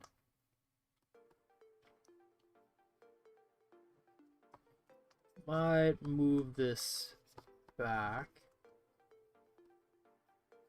It's the meme. It's the cat meme.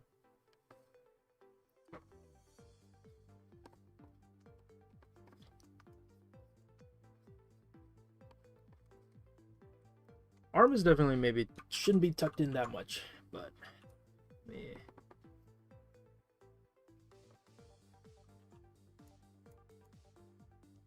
Maybe I would like have her poke him in the head.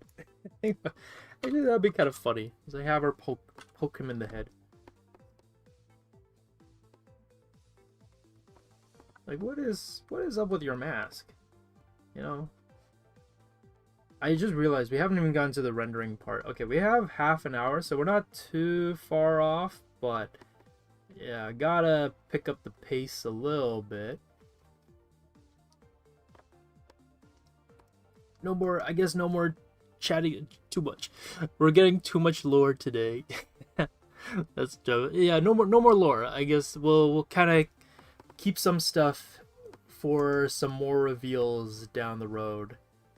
Over the next few streams, so you guys don't get all the reveals too quickly.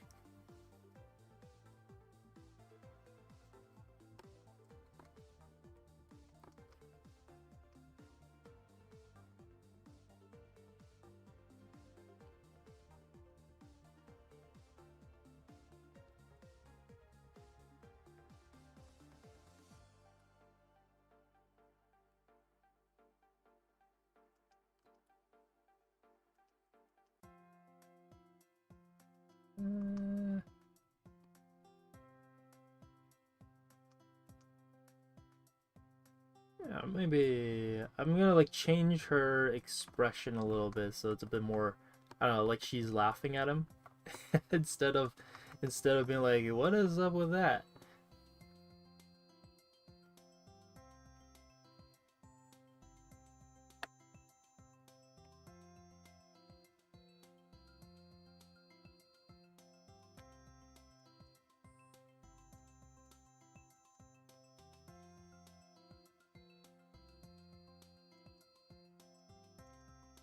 I have to move this a little bit closer.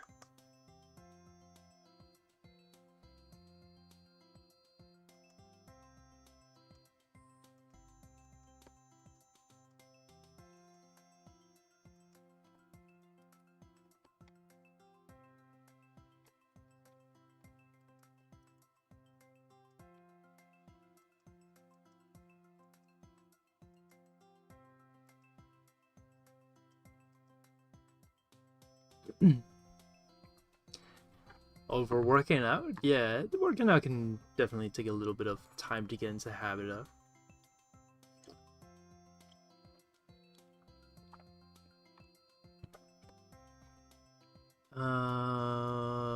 Draw while on a jeez, oh man, I draw while on a treadmill. That's a challenge. That should be a video challenge. I feel like that's a good party game. You get a bunch of artists together on a treadmill and see how well they can do like a drawing. I feel like that'd be funny. I thought with my job I'd be getting more fit, but it's the opposite.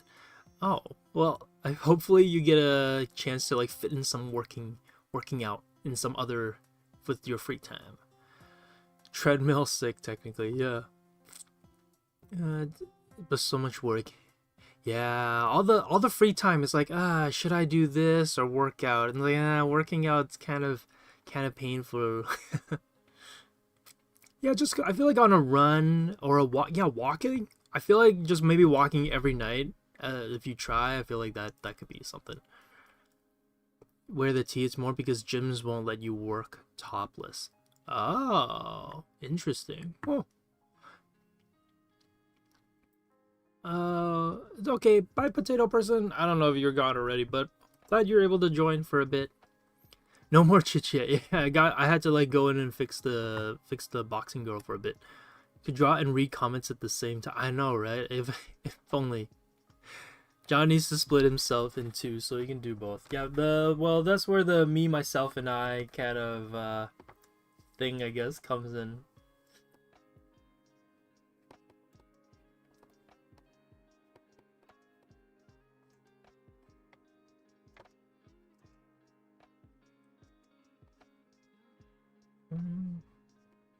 Where's the mask? Oh, the mask is here.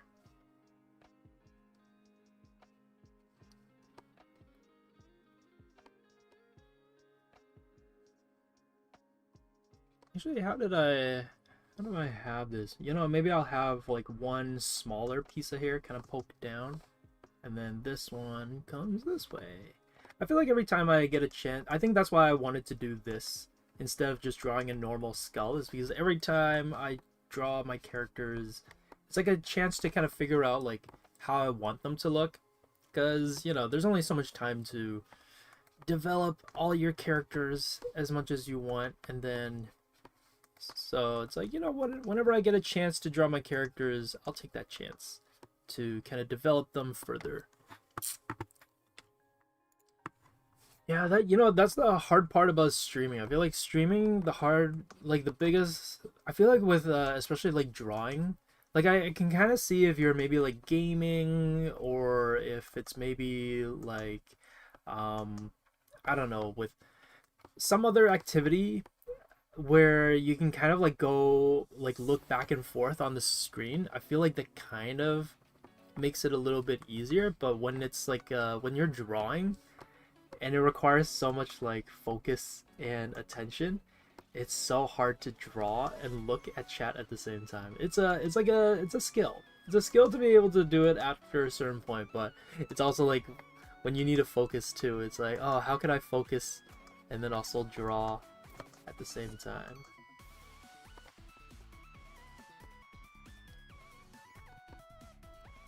But it's okay. It's a developing skill.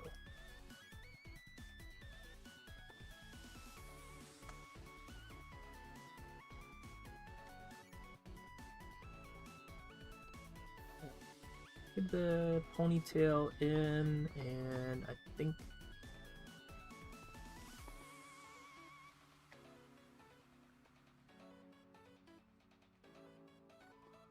it's pretty good.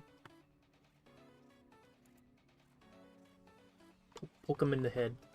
I like that. I like this new one where she's poking him in the head, kind of thing.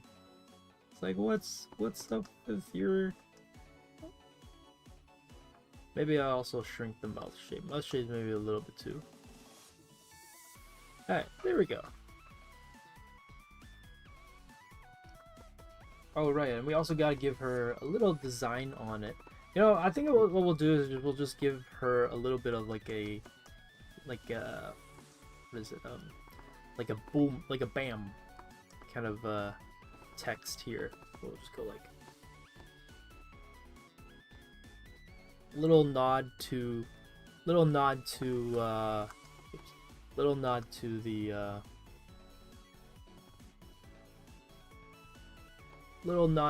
the boxing element of it.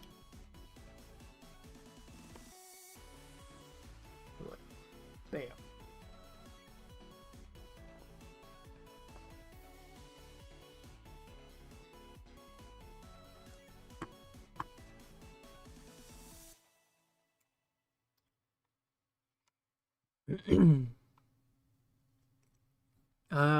Oh, what is my favorite video game? Right.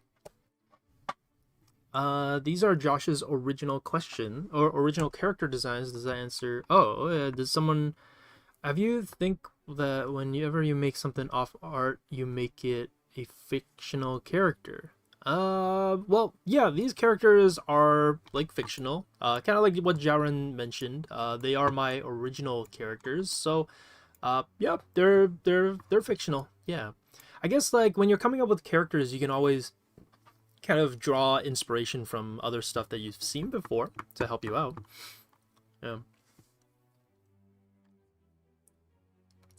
I did studies yesterday to ease myself back into drawing, and you guys for the first time, and my skill level didn't take 3 steps back. Hey, wow, nice. Happy that like you're kind of finally seeing like your art skills push forward, where it doesn't feel like you're kind of regressing back. I know it's an old video game. I need to get into Crash Bandicoot. Every time I see it on sale on PlayStation, I'm like, do I get it? I don't know. Actually, when Temple Run came out, it reminded me of it. Play the first 3 Crash games every few years. Oh, nice. What is my favorite video game? That's a good question. Okay, I'm gonna do one more cleanup, and then we'll get into like the coloring part of it. I think this should be. I think we might go a little bit over time, but I think it'll be good. Okay. Let's see. Oh yeah, what is my favorite video game? Yeah, that's a good question. Off the top of my head, I'm just gonna say BioShock. I think BioShock is, I don't know, it was just like one of the games that I played from like one of the first games that I like legitimately played, and I was just like in awe and mesmerized by BioShock. And I feel like BioShock also played a huge role in like the art style that I like too, like the genres, kind of like the vibe, like that old style kind of vibe. I just really love that tone and mood. But yeah, if you guys have never played BioShock before and you're like, oh, I'm looking for like a new game to try out, I highly recommend BioShock, especially BioShock Infinite. It might be a bit more of a heavier game, and I think that if it's like a good game to kind of give yourself an idea of like different maybe like ideologies and different kind of like, just, it's like literature. Kind of feels a little bit like getting a interesting sci-fi book and whatnot. So I feel like if you're trying out like a new game or trying out like maybe more AAA story-driven game, BioShock is kind of one of my favorites to play. I'm currently going through not the first one, BioShock Infinite again, on like PlayStation, and it's cool. I love BioShock. Such a cool game. And like the music and the vibe, the atmosphere, it's just like, it's so good.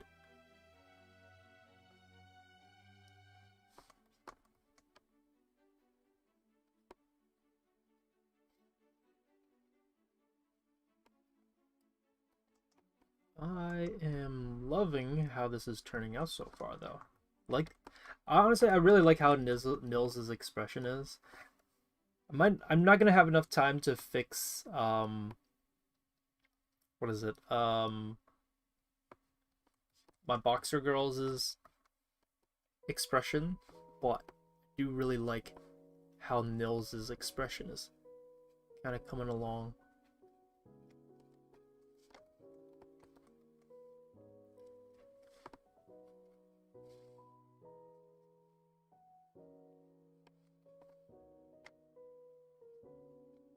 Oops.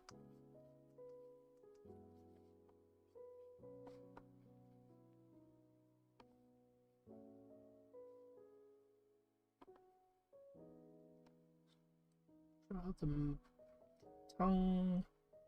And I'm just gonna color in the mouth area. Leave a little bit of the teeth showing here. Yeah, this little technique kind of thing, I got it from actually Greg Capullo.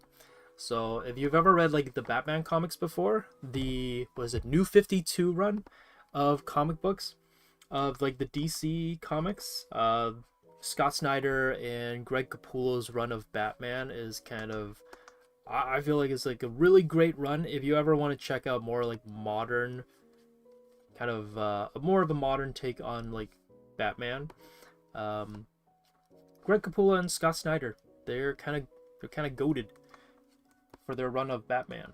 I mean, Scott Snyder is still working on Batman. He's doing the Absolute run, which honestly I'm like, I cannot wait to get the second volume. I like need to get the second volume so badly. But yeah, like, Scott Snyder's still writing Batman after all these years. I'm surprised he never gets bored of just writing Batman all the time.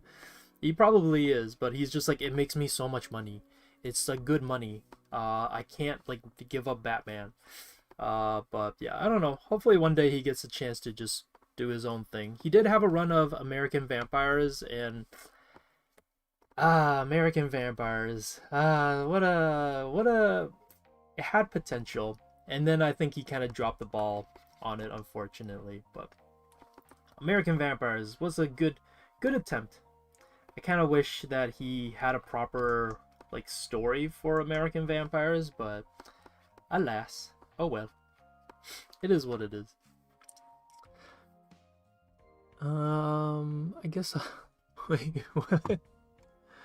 What is this? Did I miss everything? I guess you kind of missed the lesson part of it. We're kind of in the cleanup stage of the demo, yeah. Yes, the remake trilogy was great. Yeah, I need to get the remake trilogy for Crash Bandicoot. No spoilers for BioShock. For anybody, even though it's an old game, you know, I feel like it's one of those where if you've never played BioShock before, you have to. I feel like it's at least give it a try, give it a shot. It's an older game and it's a little clunky, but I still love it. It's still great. It's a very shooter kind of a game, so if shooters are not your genre, it might be a little bit hard to get into, but I feel like for the world, for the tone, it's worth diving into. It's just such a good game.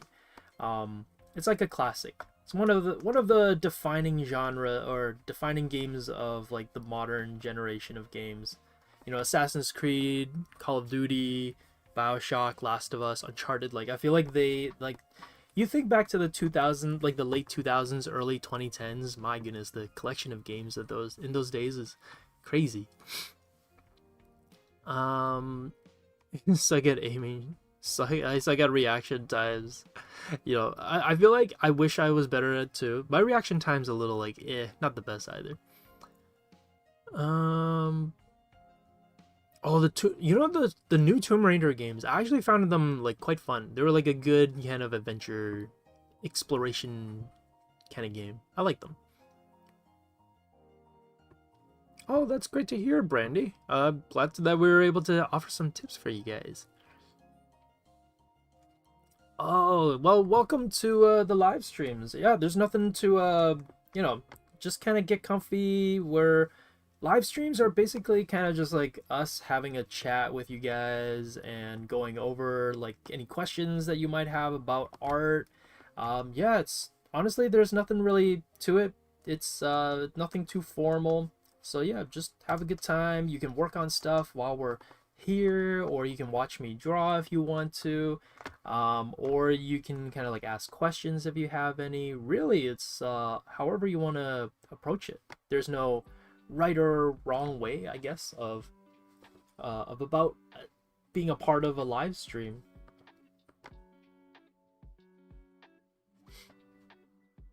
And if you want to just kind of sit and chill and not like chat, but kind of just hang around in the background, that's cool too. Yeah, whatever works for you. It's kind of, live streams are chill, and everybody's really nice here and a good community, so there's no intimidation, or hopefully you guys aren't gonna be intimidating. But yeah, everybody's super cool here. Everybody's chill.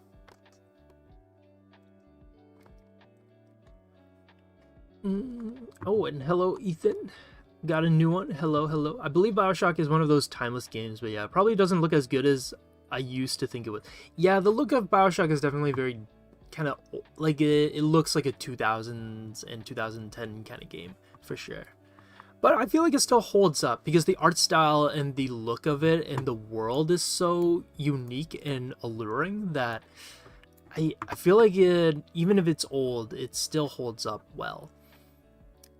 Send me this live and I'm in need of the learning too, but it's a nightmare for me. I'm slightly delirious. I'm watching the VODs. Anyways, have a great time, everyone. Oh, well, glad you're able to, well, happy to see that YouTube was able to kind of like recommend you over. And yeah, for anybody who is just joining and you're like, wait, I missed the lesson part of it.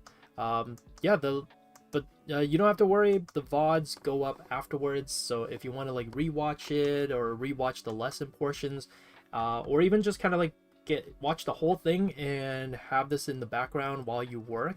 A lot of people kind of do that as well. So yeah, however you decide to watch it afterwards, totally up to you.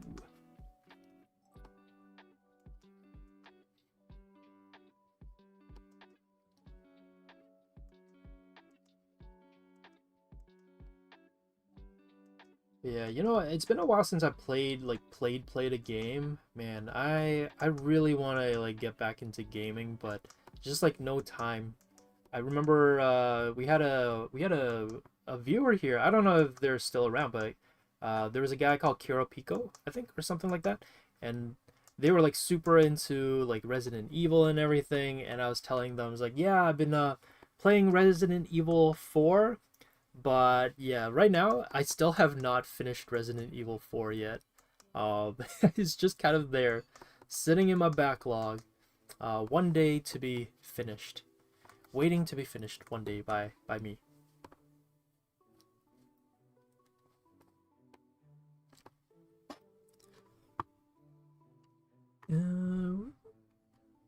I like Pikmin as well. You know, I've never played Pikmin, but I know that people, the fans are diehard fans. People who love Pikmin, I feel like love Pikmin. But I myself have never played Pikmin.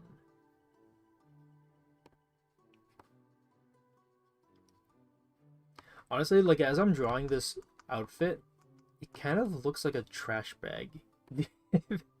Sorry for anybody who works out it or wears this. It's like, but because of how tube-like it is, it kind of looks like someone took a grocery bag or a trash bag and kind of just put it over themselves. I don't know. Oh my gosh, a wild Kevin has appeared. Wow, long time no see, Kevin. That's crazy. How's it going? A nice, pleasant surprise. Nice drawing. Learned that by drawing is nice with a drawing buddy. Yeah, exactly. RG2 is on my desktop sharing. It's for me. Still has not finished. Yeah, update. Josh has still not finished Resident Evil 4. Let's see. Wish I could draw faster. Every piece feels like it takes a tremendous amount of time. You know what? I feel like it's gonna feel that way in the beginning, and then over time, as you practice more and more, you'll get faster. Yeah, I always tell my students, speed is not a big thing to aim for. It's something that just kind of develops over time. And yes, I'm using Krita. Just saw you were shading, had to stop it and see what you. Well, you know what's funny, Kevin, is like I have not even started shading yet. It's classic Josh. Nothing has changed since the last time you've seen me draw. I'm still ever the slow artist here. So yeah, still kind of rendering and figuring out the drawing. Still kind of working it out, or working out the piece itself. Yeah. But yeah. Yeah, we're taking. I feel like since it's been a while. Yeah, just drawing kind of Nils and the boxing girl as they're kind of poking each other, because one's supposed. Okay, well, I'm definitely not gonna get to the rendering anytime soon, but I am gonna do it. We're just gonna go overtime a little bit, but might do 30 minutes, an extra 30 minutes here. If we don't finish it here, I might move the stream over to Discord. So if you guys want to join me on Discord afterwards, you can. But you know what? We'll see how it goes. We'll see how where the time goes. But yeah, I haven't gotten to the shading part. It's still kind of drawing the characters here, so it's kind of funny. It's a cell shading kind of stream, but I haven't gone to the cell shading or the rendering part yet. Might take a while though to get there, but well, we'll see. Oh, you know what I realized this mask looks like? Oh my gosh, it looks like that guy from Star Wars. The guy with like the really weird face. If no one has seen Star Wars, I guess you'll be like, what guy? What Star Wars character? But if you've seen Star Wars, you'll know. You'll probably know what I'm talking about. But it looks like that guy who rides in the Millennium Falcon with Lando. It kind of looks like that guy. Was not intending on it to looking like that, but I was like, why does this mask look kind of funny? Why does it look a little familiar? And it's like, oh, it looks like the guy who laughs a lot. He's a vibe. He is a vibe. Same old Josh. Exactly.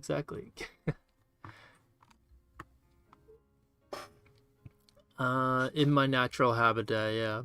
If you've been following the stream, you'll realize that time is just a constraint you don't need. Yeah, exactly. Bonus 30 minutes art time, yeah. Do you have a schedule for streaming or is it random? We stream every Saturday at 3 p.m. Eastern time and Mondays at 12 p.m. Eastern time. They're usually supposed to run for about 2 hours long, but depending on where we are at the demo, we might like make it faster or like not make it faster. Go longer, and yeah, so far we haven't gone so long where I have to push it to Discord, but we might try that out. Yeah, no, we'll still stream for another till like 2:30 on my clock, but yeah, we'll see. Streaming again on Sunday. Yeah, the Josh marathon. Star Wars is my jam. Actually, I'm thinking which one of them. Yeah, I guess it's like if you know, you know, one of those things. I hate that saying, but I feel like it works for this scenario where it's like, because if you haven't seen Star Wars, you're not gonna know what I'm talking about. But if you have seen Star Wars, you'll know exactly what character I'm talking about. And it's the old like the old Star Wars original movies, not any of the new ones that I'm kind of like referring to. Because yeah, the new ones, I think the new ones, actually, is he in that movie? I think he might be in that movie, but it's just not he's not really like a main character, like a big character. He doesn't have too much screen time, but he has a lot of screen time in the original ones. So if you know who I'm talking about, you'll be like, ah, that character. Ah, yes. But I don't know why I said like Dracula. Ah, yes. But yeah, it's that character. So if you know, you know. If you don't know, that's okay. That's okay too.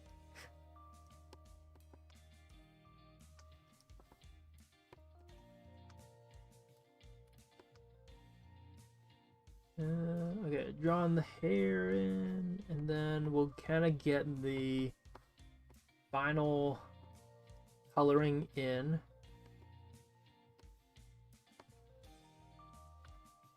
Actually, I think I need to make the hair a little bit lower. A little bit lower. And then, yeah. I think we'll be good. We're set for coloring after that.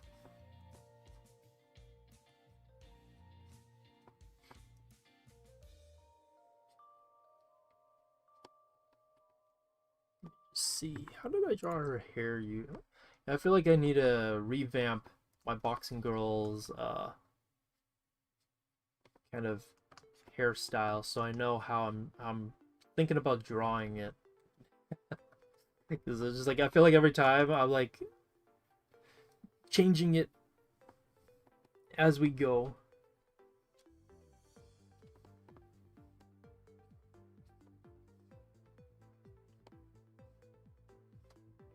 Okay. All right, and then the logo sheet over here. Actually, for this one, I think I'm just gonna color in the letters.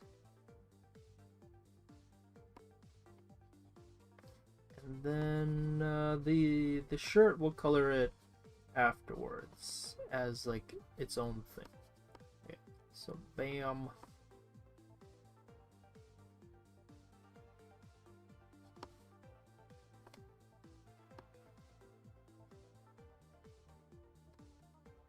Okay, there we go. Hey, done the line work. Hey, finally!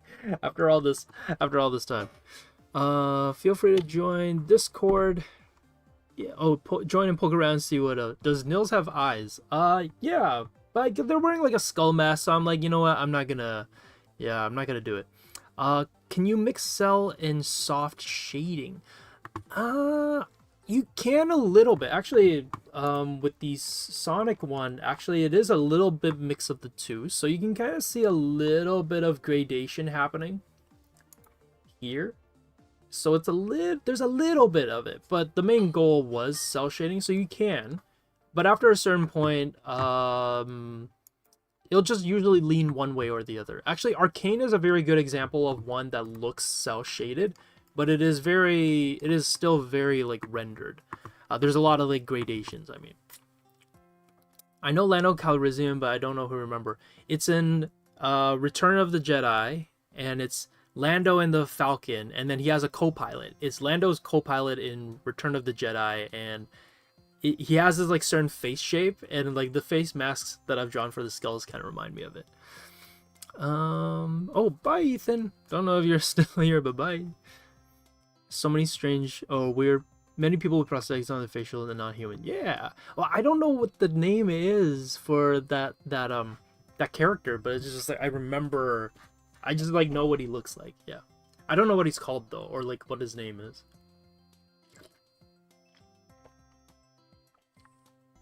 Okay, coloring time. So we got the lines. Finally, we can get in the colors for the rendering. Now I'm gonna do it the way that I usually do it, just because I think it's a little bit faster. Let me see. I'm gonna color Nils one color, and then I'm gonna color the boxer girl another color, another shape. I mean. Oh, right. Gotta keep it. That's okay. Just gonna color it in quickly like that. Alright, there we go.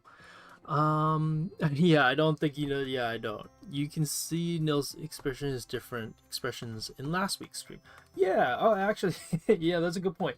If you want to see what Nils looks like without the mask, you can see it in last week's stream. Was it last week's stream? Yeah, last Monday's stream where I drew Nils in with like different expressions. So if you want to kind of see how that looks like, that's where you can find it. Or if you don't want to watch the whole thing, and you just want a quick look, it's also posted on our community post. So after the stream ends, we post the image, the demo, like the final demo image, onto YouTube, like the YouTube community posts as well. So if you want to take a look at it, it is there. If you want to see the process and kind of just like watch the talking and everything, then yeah, you can watch the VOD. The VOD will go up, or the VOD is up with the drawing process and the breakdown for how we did it.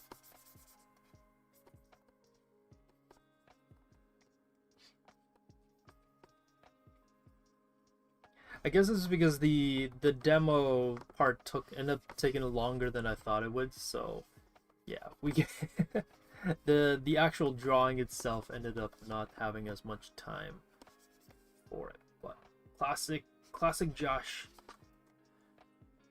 I don't think he. Oh yeah.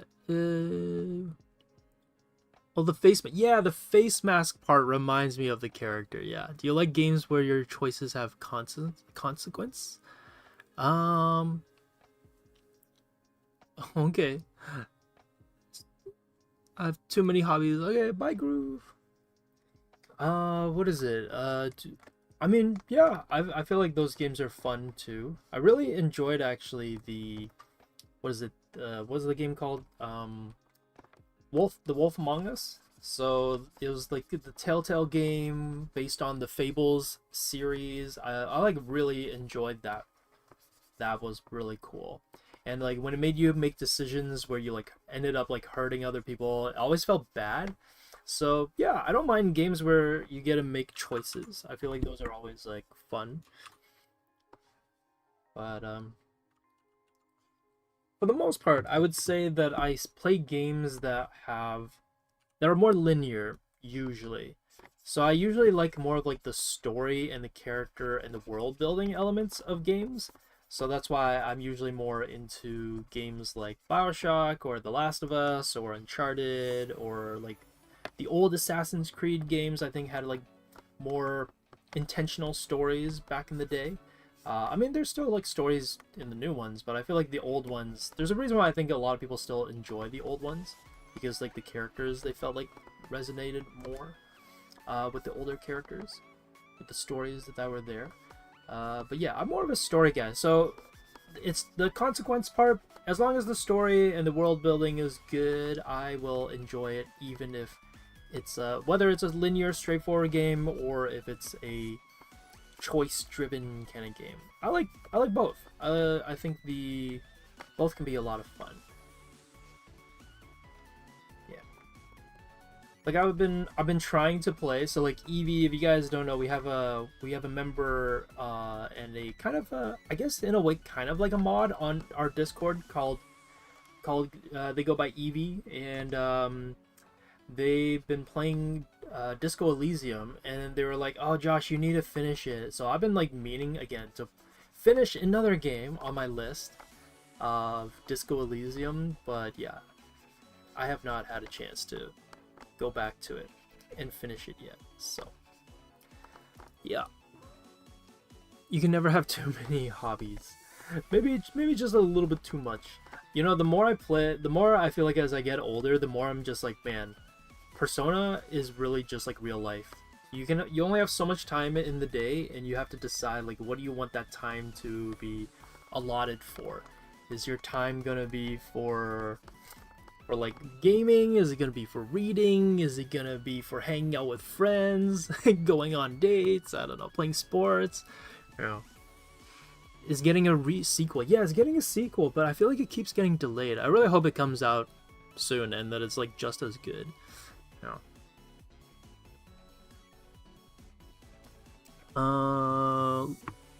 What is it? Why y'all trying to kick me? I'm saying, yeah, I don't know. Somebody said bye, so I'm like, okay, bye. Legend of Zelda are my own favorites. Plenty of story. Oh my gosh, Breath of the Wild. I still need to finish Breath of the Wild, but those games, oh my goodness, it was so addicting. I'd catch myself kind of like playing those games for like so long, because like the exploration is just done so well in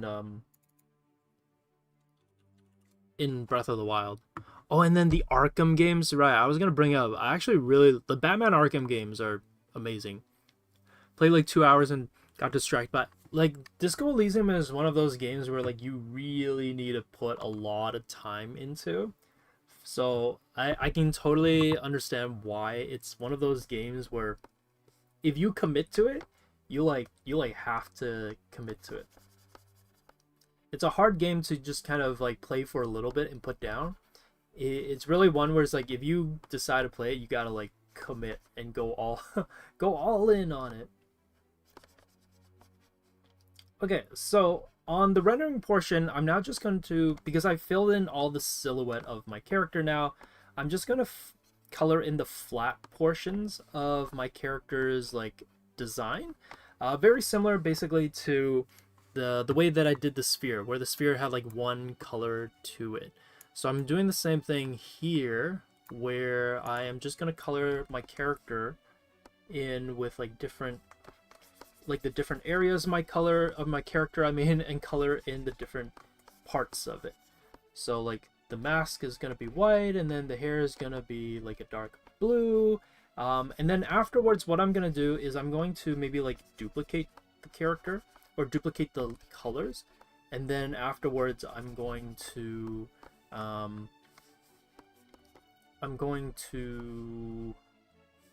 what am I going to do? My brain is like frozen for a bit.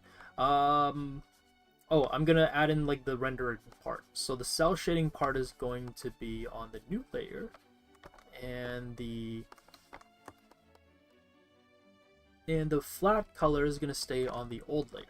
Also, by the way, if you didn't know, like Nils has like a white piece of like strand hair, you know, and everything. Yeah, part of his just kind of part of his lore, part of his storytelling, his world building. If you don't know what I'm talking about, when we designed Nils, we had this huge like backstory that we kind of built for him, like I think 2 years ago, and yeah, still kind of using it for the design of his character still. So he's supposed to be like a ghost reader, or like somebody who can interact with like the dead, kind of like Paranorman or Ichigo from Bleach. And yeah, he has some like mystical abilities and powers. Whereas, I guess Evie, I think I'm just gonna go with Evie as like her name now, because her alter ego, her sister who's locked up in a testing tube, her name's Edie, I guess, and yeah, so Evie is more of just like a boxer, like a fighter, and Nils is more of like a sci-fi character. So yeah, quick breakdown of our characters in case you guys have never heard of our characters before and you're like, wait, there's backstory for these characters? And like, yeah, there's backstory for our characters here.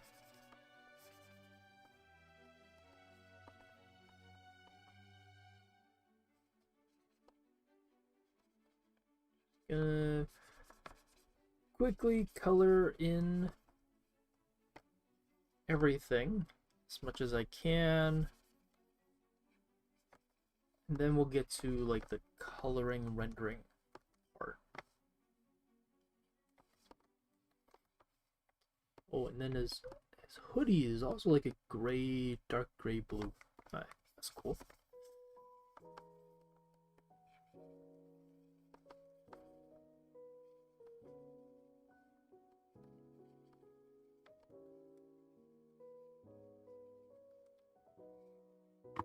I have so many games I love.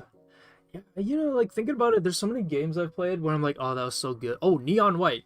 Oh, that's also a little Easter egg. I have a Neon White game case in my room, and so I was like, if you see it, it's I put it up there because it's like it's such a good game.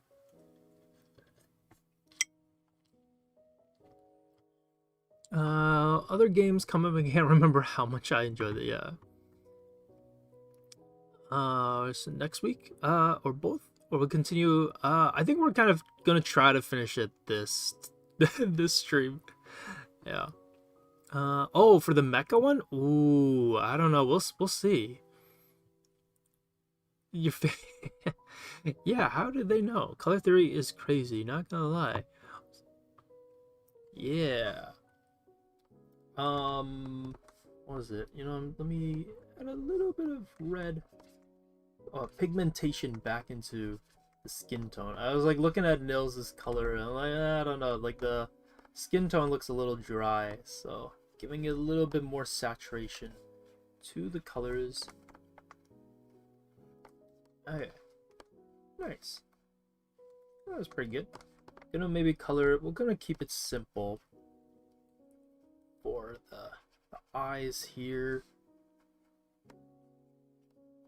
Okay, and like the nose spot on the inside.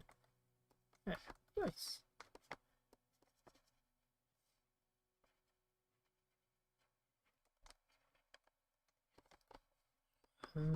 Just filling the rest in. Cool. Oh, and then I guess like the tongue. We gotta give a bit of that tongue, the tongue red.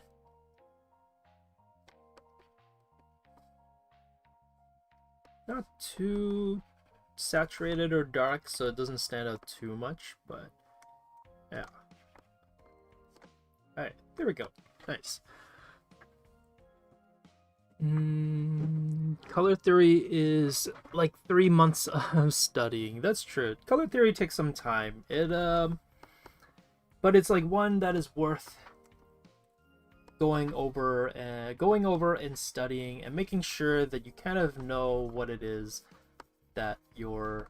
It's a good thing to kind of practice and learn how it works. I think like color theory, there's so many different facets of color theory. There's color theory for painting, there's color theory for design, and then there's just color theory in terms of just like the technical, like this is color theory and how it works. So yeah, color theory, I feel like there's so much that you can go into when it comes to color theory.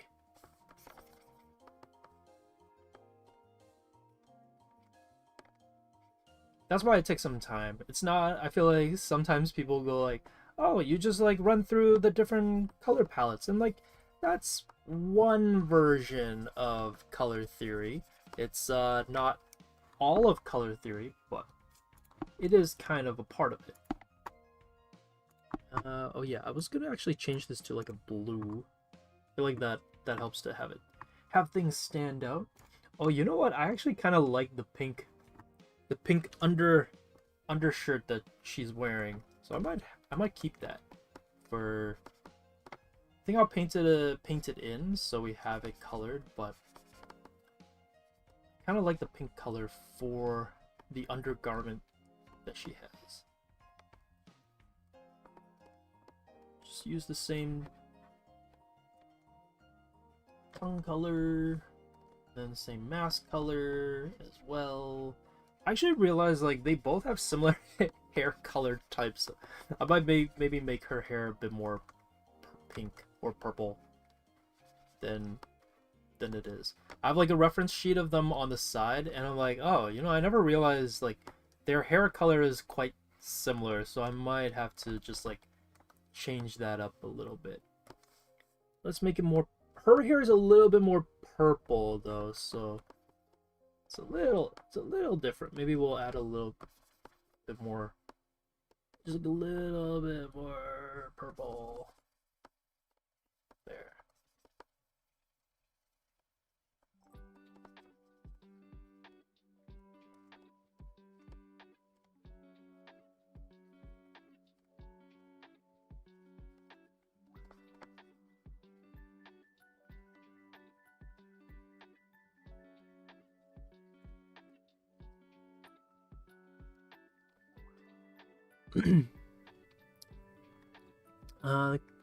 Let me see. I can't wait for the mecha stream. Yeah, I really gotta. I mean, you know, I'm gonna try to clean that up before the stream starts. Maybe I might go. If I do go live, I'll let you guys know, and then you guys can draw alongside me while I kind of clean up the mecha drawing. But yeah, I just think things look cool with red. Hey, you know, like red is cool. Yeah, red is an awesome color.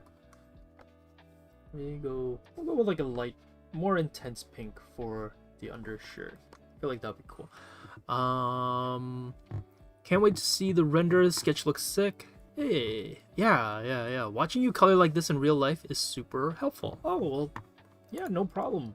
Yeah, I guess that's kind of the goal of these, is to hopefully kind of show you an idea as to how rendering can work, or how coloring can work. You don't have to do it like this, but this hopefully shows you like an option for how you can color.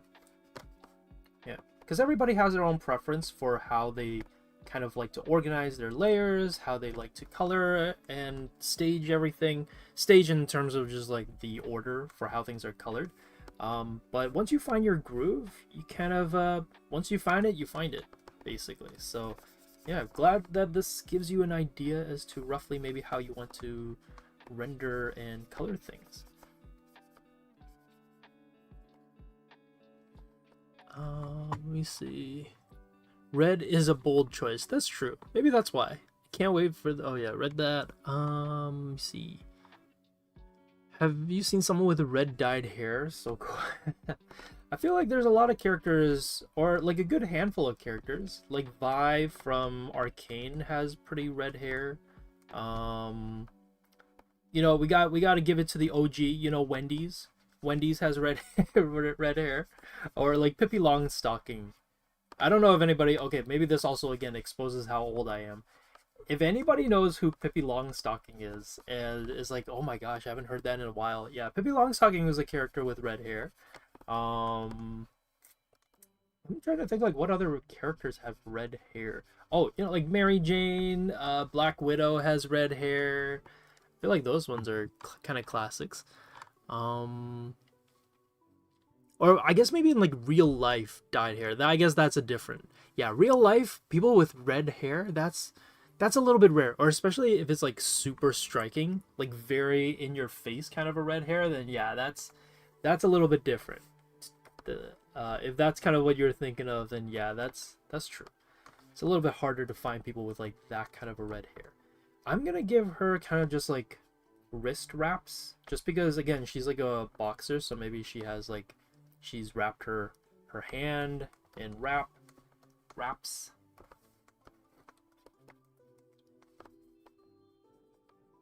Okay, there we go. Got the characters down. One of my friends dyed their hair red. It stains so much. Oh, really? Does it go everywhere? Even after it's like settled in and dried? I didn't know like your hair after you dye can still kind of like stain other stuff. Kind of feeling bad for Josh. Is this how you used to tease her poking? So no. Did I ever poke? I don't think I ever poked my sister. No. Definitely a lot of like just name calling and making fun. Yeah. What brush are you using for coloring? Typically I like using the chalk grainy brush for coloring and rendering these days. I'm 31. I'm right there with you. Hey, yeah, fellow 30-year-olds. Hey. But he's the older one. My older brother is so annoying. So obviously biased here. I feel like it's hard to not be annoying towards your siblings. And then as you get older, you either develop a bond or that annoyingness carries over. Is that the Orphan Girl cartoon? Yeah, it's the Orphan Girl cartoon. Yeah. Was it a book series she was in? I don't know. Actually, I don't know if Pippi Longstocking was based on a book. That's a good question. I don't know. But yeah, it is the one. Or when you're done, just tag me so I see it. Oh, okay. Yeah. Yeah, I realize it's 2:27 already, so might be a little bit hard. Okay, what I'm gonna do is I'm only gonna render the masks, so then this way it's a little bit easier to kind of finish the piece, so that this way we still kind of stay on time. Well, okay, we're over time, but this way we can kind of get back to it. So I am going to just actually, no, it's okay. I'm going to just render it all on top. So Evie's is going to be cell shaded and Nils is going to be soft rendered. So I'm just going to make it a little bit darker, a little bit grayer. Just going to be simple cell shading. Just going to be like here. Maybe I'll put it a bit more purple looking. So we'll put it into the red for a more like a purple look. By the way, if you want something to look purple but not too purple, hopefully that makes some sense, you go into the red and you push it into the grays. So if you want a very, very desaturated kind of a purple look, you use red and have it be gray, so that it still kind of has a bit of that purple look to it. And then obviously if you want purple, then you can go to purple. But the problem with purple is that it's a very saturated color. It's a very intense tone. So that's why a lot of times if you want to use purple but not have it like stand out too much, you use red for it. Okay, and then maybe I'll even have a bit of the shadow from the hair come down too. I feel like that'd be kind of cool. Alright, so here we have Evie's mask is rendered in a cell shaded look, so you can kind of see I'm sticking to just like a few colors and a few values. And then I'm gonna take this and I'm gonna bring it to maybe like near the yellow, and we're gonna have it near white for the highlight bits. Now I'm only gonna highlight a few parts here and there in a very geometrical fashion, so it kind of just stands out. I'm gonna like clean it up so it's not too much, but just a little bit. And then for Nils's mask, that's why she's making fun of him, because she's like, what's wrong with your mask? Nils's mask is going to be a little bit more rendered. So I'm going to use the good old airbrush. Yeah, the coloring part is the quickest part for Josh. Well, we'll see. I don't know if it'll be like quick, but yeah. So I'll add a little bit of the shadows, similar shadows, but we're gonna have it be smoother. And then for the part that's like darker, we can make it darker around like here, and like really dark, maybe like really dark for like these areas. Not as dark as the inside, but darker. We could make the inside of his eyes like even darker so that it like stands out more.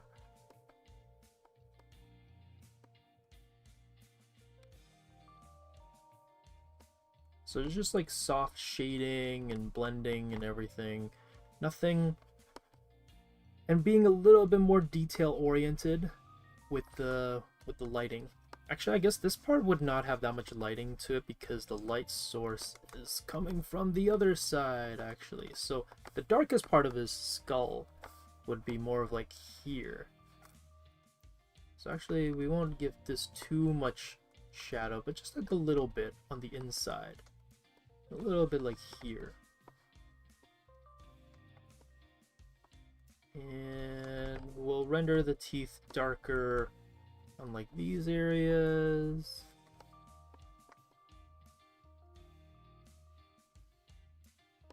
And like here. And we'll give it a little bit more, maybe we'll push it into like the purple area, just to give it a little bit more color and everything. I'll put the rendering here on this side. Yeah, really relying on the airbrush to kind of quickly help me render, just for time sake and just for time purposes, but just to make it a little bit different from the cell shaded rendered one. So this one got a little bit of shadow here, maybe here too. I like the pink color peeking through. Yeah, oh yeah. I feel like that's like a nice pop of color for sure.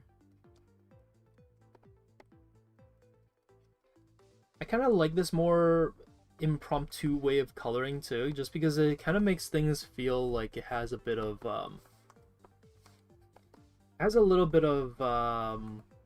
like a screen printed look to it. So I've been coloring more and more in this way, just so that things feel a bit more kind of like textured rather than like overly smooth. So it's kind of cool. I like it.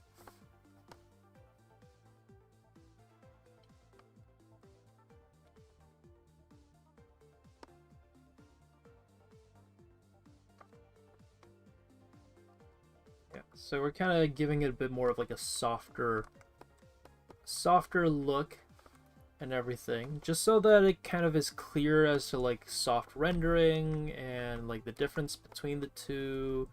Again, I wouldn't really highly recommend doing it only all soft, or else it loses a bit of that sharpened edge to coloring.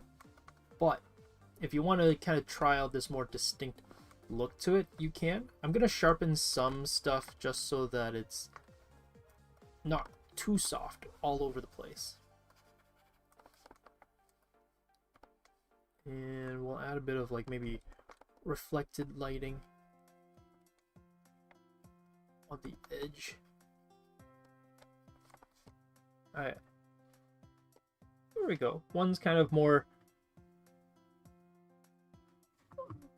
One's a little bit more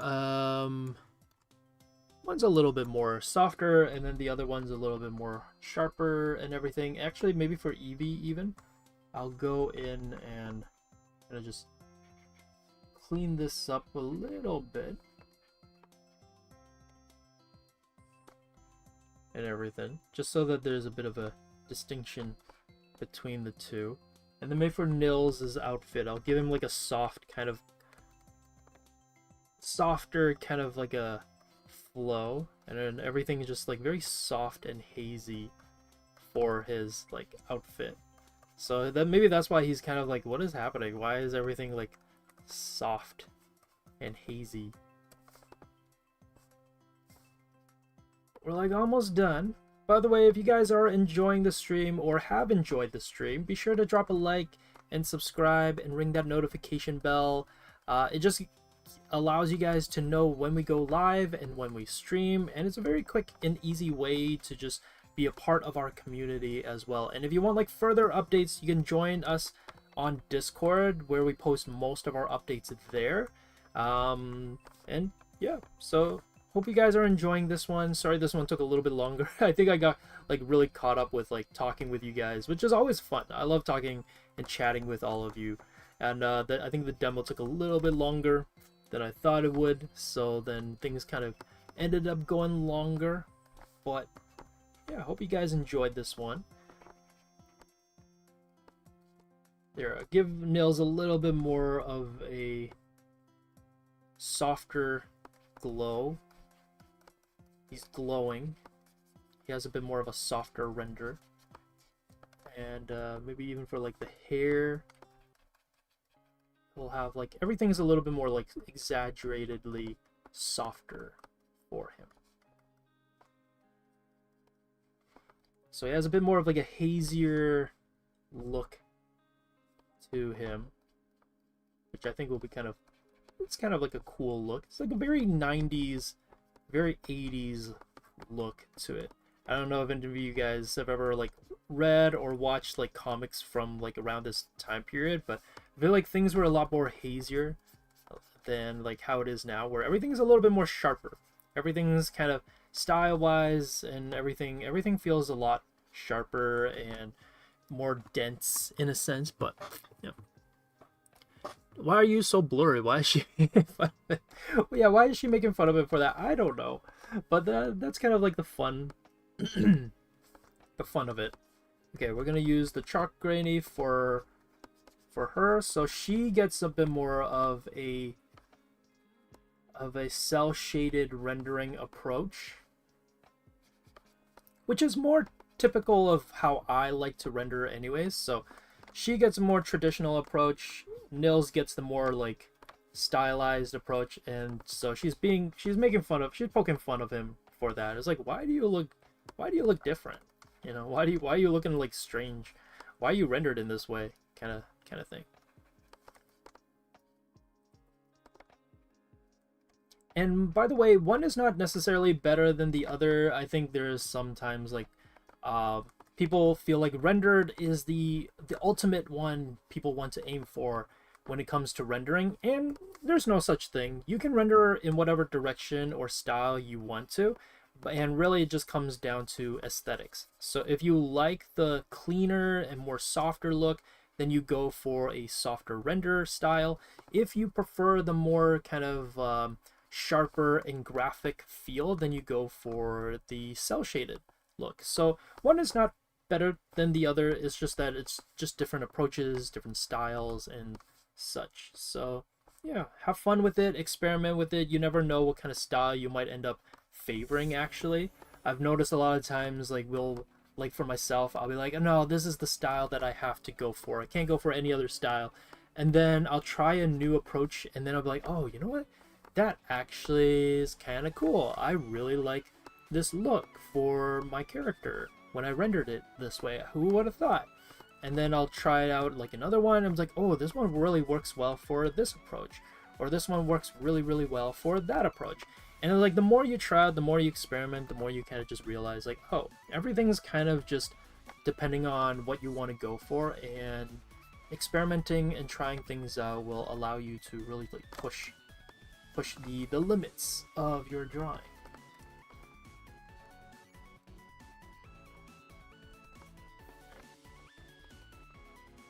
We'll add the last bit here, and we'll add some like shadows for like the hair part, and I think that's kind of it for like this stream. We'll make it, I'm just gonna make this a little bit brighter for like the highlights, just like simple highlights. There we go. And then for Nils's hair, I think we'll again go back to the airbrush. Not that everything should be done with the airbrush, but I'm doing it with the airbrush just to make it quicker. But if we were to give some time, I would definitely spend some time like going through kind of like what requires a soft airbrush or a softer render and what requires like sharper shadows. So there's a little bit of a difference. Usually sharper transitions like this will mean your object's more geometrical, and then when it's softer it means it's more rounded. So yeah, I like the illustration type look that cell shading gives. It looks so offended. Yeah. Okay, so I think what I'm gonna do is, I don't think I need this, so I use this as like a palette shape, but I think what I'm gonna do is I'm gonna use it as like the speech bubble. Kind of do that here. Let's use this. Oops. We're almost done. Don't worry.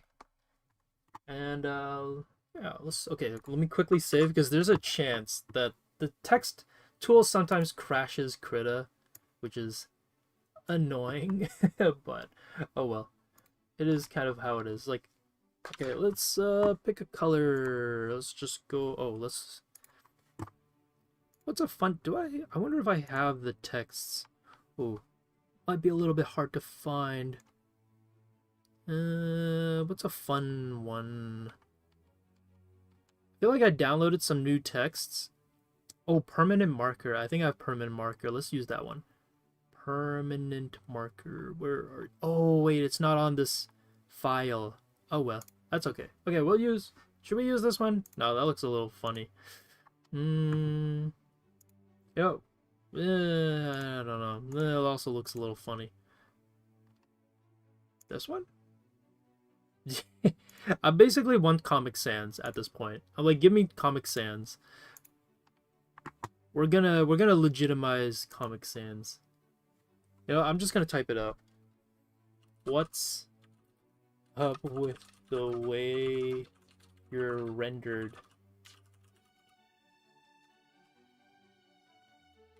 What's up with the way you're rendered? Let's make it a little smaller.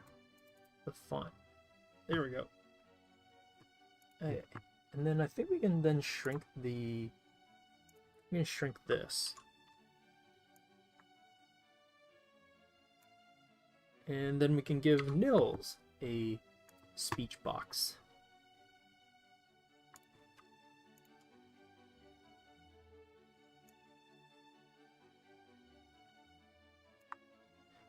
I know the shapes are a little bit different, but we'll just, okay, I'll clean up her speech box.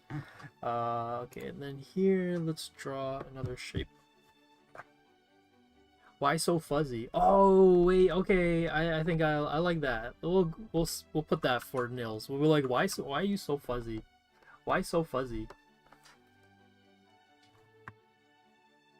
Let me see.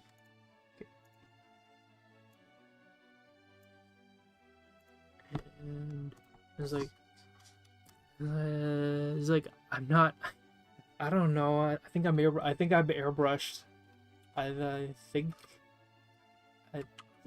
I've been airbrushed to look softer. Okay, and then it's like, what's up with you? Why are you so fuzzy? Why are you so fuzzy looking? Hey, there we go. Kinda like that. me see. Let's move this here. Yay, great. Got a little quick comic book shot here. It took a little bit of some time. Dart artist probably. Okay. One last one. Artist probably.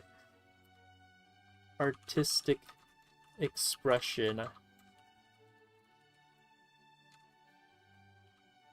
Here, let's move this up. I think we can shrink this down a little bit. Okay, there we go.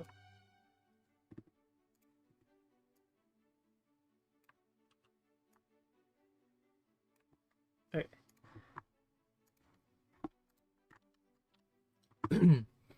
Why so fuzzy? I'm not rendered. Okay, we'll call it here. Okay, so everybody, thank you for joining. This was like a much longer stream than intended, but I hope you enjoyed the fun little quick comic strip that we did here with our character of our boxing girl Evie and our ghost hunter Nils. So I guess a quick real kind of recap is we kind of went over the differences between soft rendering and cell shading, and then I did a quick example with some spheres that you can try out on your own, as well as went through kind of like different procedures for it. So if you missed that part, no worries, you can catch that on the VOD where you can follow along with me on Krita if you want to. And then I took kind of everything that I went over with the spheres and I did it on for my own characters here with Evie and Nils. So Evie is rendered in a more cell shaded look, that's why the shadows and the highlights jump out a little bit more, and then Nils is in a much more softer kind of a look, so he is in this airbrushy softer rendered feel. Now what I will say is, like, because of the time constraint, I will kind of put a little bit disclaimer. If I was doing this in a softer render, I think I would not just make everything fuzzy and hazy. I think it kind of works for the joke. But if you do this properly for your own, what I would recommend is including both some softer and harder shadows when you do a full proper render, so that not everything is so fuzzy and hazy. But the softer and hazier look is definitely more quote-unquote grounded. It offers you much more detail and complexity in the lighting, but it takes a little bit more time and requires a little bit more information in terms of like the lighting. But yeah, so here you can kind of see a little bit of a difference between the two, and honestly it's really just kind of personal preference for which one you like, but whether it's cell shaded or the softer render. But yeah, hope you guys enjoyed this one. I will be posting these notes later on onto our Discord. If you haven't joined, that's where all the notes go. But if you're unable to join Discord, just no worries. The demo will be posted onto our YouTube community post as well as onto Instagram afterwards. So yeah, here is our demo, and I'm just gonna close off the stream with our closing statements, and that'll be it for our live stream. So yeah, hope you guys enjoyed the stream. You are just joining us, it is the end, but no worries, the VOD will go up. My name is Josh, and I'm one of the hosts for our live streams here at Wing Canvas. And if it's your first time checking us out, we are an online school of illustration and storytelling, as well as a YouTube channel where we share our free tips and advices for you guys on our live streams and for the videos we make. And if you'd like some more personalized feedback on your artwork or portfolio guidance, that is exactly what we do in our mentorship and VIP programs. And we also stream twice a week, once on Saturdays at 3 p.m. Eastern Time and Mondays at 12 p.m. Eastern Time to help you learn the art fundamentals. But if you want a bit more of an accountability, personalized feedback, and career guidance, that's where becoming a member really is kind of the bread and butter of how to improve. So if you guys want to check out our website for more intensive, more kind of intentional learning and lessons, then check out our website. And if you enjoyed the stream, definitely drop a like and subscribe, as well as ring that notification bell so you know when we go live next and what topics we'll be streaming next. And if you want to support us further, you can check us out on Patreon, where a few dollars will get you perks such as monthly class live recordings, as well as badges and emotes and members only chat and critique on Discord. And if you haven't followed us already, check us out on Discord and on Instagram for all our announcements and posts. Instagram, we post different kind of like some small monthly newsletter updates as well as the drawing demos from our live streams.